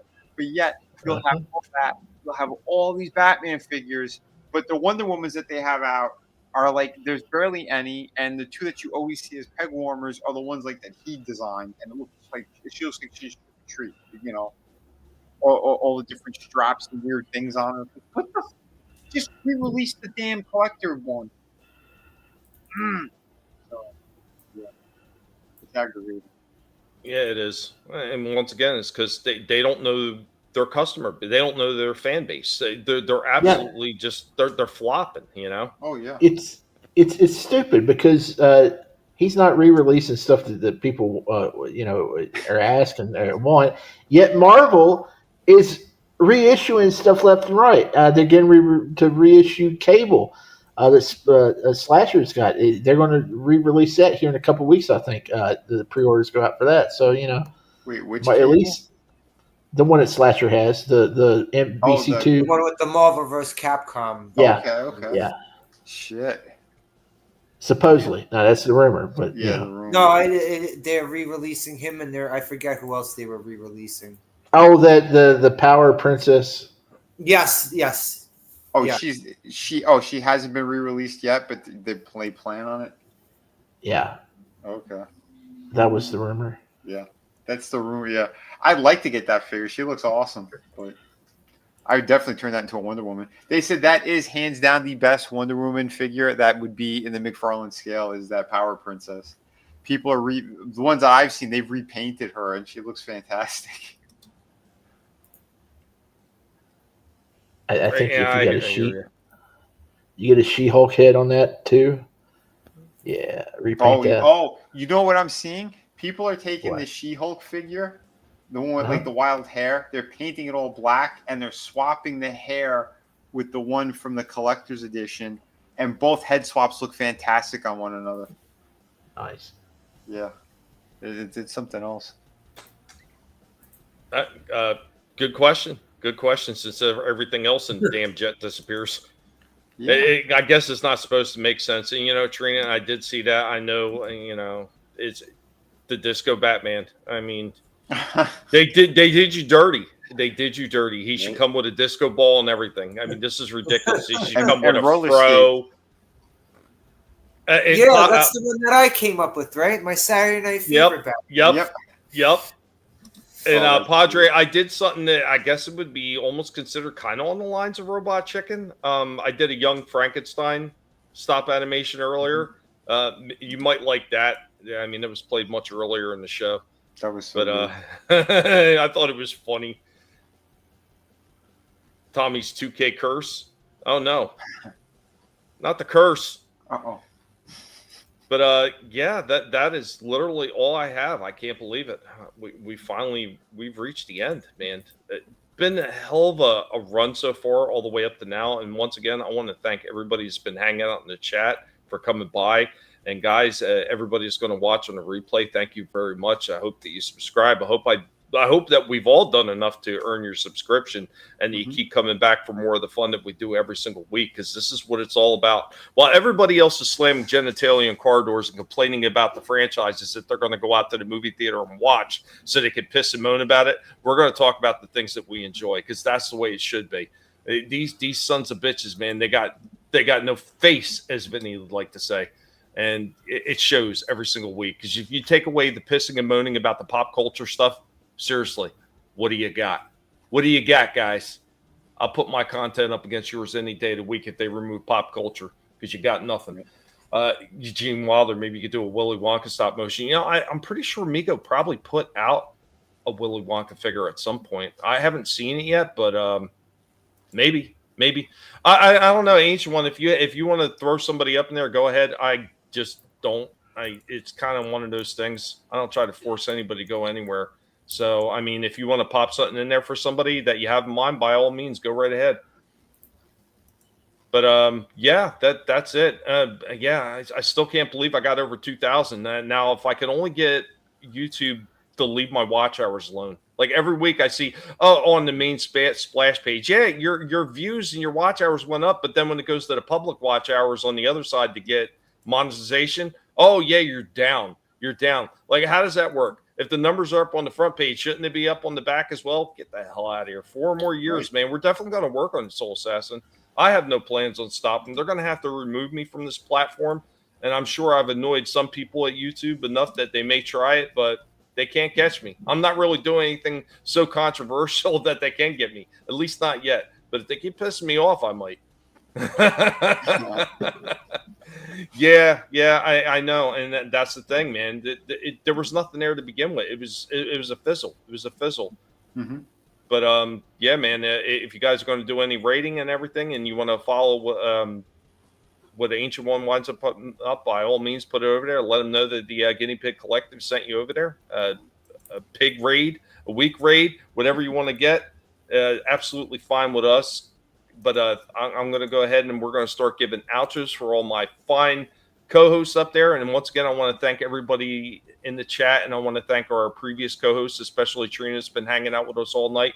Thank you, Trina, for everything you've done on Collectible Past, and hopefully be able to see you again in the future. I don't know. There's something that I've had in the works for you. Maybe when you wind up getting that, maybe you're just going to feel like you have to stop on and talk about it. So we will see. We'll see. But here we go. Let's go ahead and let's get into our outros. Not bad for an old timer. Old timer. Yeah, it's me. It's the pig, the most horrible pig on YouTube, the most evil pig on YouTube, according to YouTube. But guys, thank you so much for hanging with us. Thank you for taking part in the discussion with all the toys and all the fun stuff that we've been showing off and everything you've added to the show. It is absolutely amazing. You guys do this every single week. You know, a lot of us that are doing this kind of stuff, we don't make any money to do this. We do this for the sheer fun of it, and we do it for the chance to be able to share this with many of you and be able to get your feedback on it. And some of you, it's like people that we wound up having up on the panel. I mean, they started off in the chat. They were talking about they love certain things that they're collecting. Next thing you know, they're part of the show, and we're having these ultra cool discussions about all these plastic and die-cast figures that so many of us may have grown up with, and how things have kind of been rehashed over the past few years. Thank you, Trina. Thank you to everybody. Thank you, Chaos. Yeah, absolutely, man. But thank you so much for being here, and we really hope that you enjoyed this 4-year celebration of Collectible Past, and we're going to keep on going. We have no plans on stopping. We may up the ante. We may change a few things. We may add some new things, but the basic format of this show is coming on here and having fun, and that's what we aim to do every single week.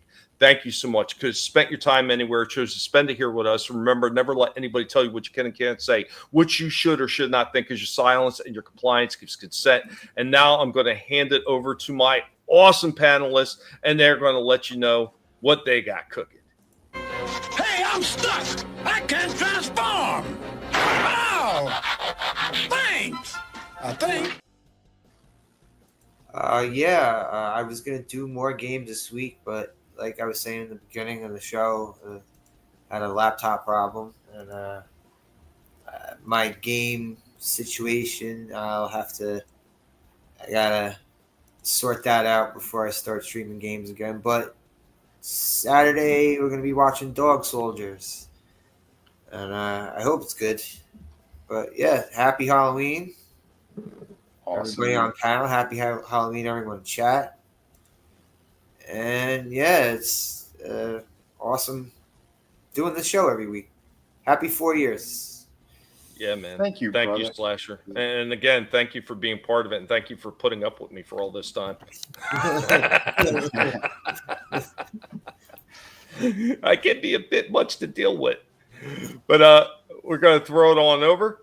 Listen to me! Get me out of here, you fool! Too late, fools! Say nothing, Baroness. I saw the entire catastrophe. Hey, again, happy 4 years. It was a great show. It's been a great ride so far. And hey, thanks for allowing me to take part in this great stream every week. I really enjoy it. I don't have too much to say here because y'all are covering all the bases for the next 2 nights. So we got movies. Vinny's doing a movie tomorrow night, and Slasher's got Dog Soldiers on Saturday. But hey, Sunday night over on Honstar YT, Chaos Central, and the Real Review 3000. All those channels are on YouTube, and we're doing the weekly wrap up Jackbox Fun Night. It's all wrapped up into one. We play Jackbox and What the Dub. Get in the chat, and we'll get you in the game and have some fun. Thanks. Thank you, Shifty. Again, thanks for coming in and being part of this awesome panel of people, man. Once again, I always talk about it, surround myself with the best people, man. And thank you so much for being awesome and being genuine, because it's all I could ever hope that people that jump up here can be, is just be genuine. Well, thank you. I appreciate it. And now we're going to hand it over to our last guy, my original co-host. Fools! There's no escape! Yeah, man. It's been an absolute blast as always. And yeah, man. Happy 4th anniversary. This is it has been incredible. Thank you all you guys and girls out there. You all rock, and I'm happy you guys have been having fun with this too. We had a good number of people watching tonight as well. So many thanks across the board. Yeah, we'll do more fun stuff for sure. Yeah, there was one more thing I was going to show. I'm like, yeah, we'll save it for next week. Yeah, there's a couple of cool things that'll be coming up. But yeah, tomorrow we are going to be watching a movie, as Shifty was saying, around 9 p.m. Since it is Halloween, I figured let's do a fun movie. And yeah, we're going to watch Ready or Not tomorrow night around 9 p.m. So for those who want to tune in, it's like we do our Dexter watch parties, same style. So yeah, come hang out. Yeah, so I'm going to skip over the regular Friday Underground at 5. Like, we're not doing that one tomorrow. We're just going to do the 9 p.m. one. It'll be a movie time, fun time. Because yeah, we know there's enough craziness in the world. I don't want to talk about shit tomorrow. We'll just have fun. But yeah, remember, sign up for my my comic book, City of Venus, Dead City 2. I'm in the single digits with the amount of pages I need to finish painting. So we're there. We're staring at the finish line, folks. So yeah, tune in to all this great stuff. Sunday, we're going to be back on my channel watching Dexter. Yeah, season 6. We're almost through with season 6, and it's been a great time. But yeah, Saturday we will be hanging out with Slasher. And yeah, Dog Soldiers is a great movie, and I think you guys are going to have fun with that. Looking forward to watching that one again. It's been a couple of years. So, hell yeah. Thank you, everyone. Thank you, Adam, as well. I know he cut out. He had some internet problems earlier and all that. So, yeah, much love to everyone. You guys and girls are the best.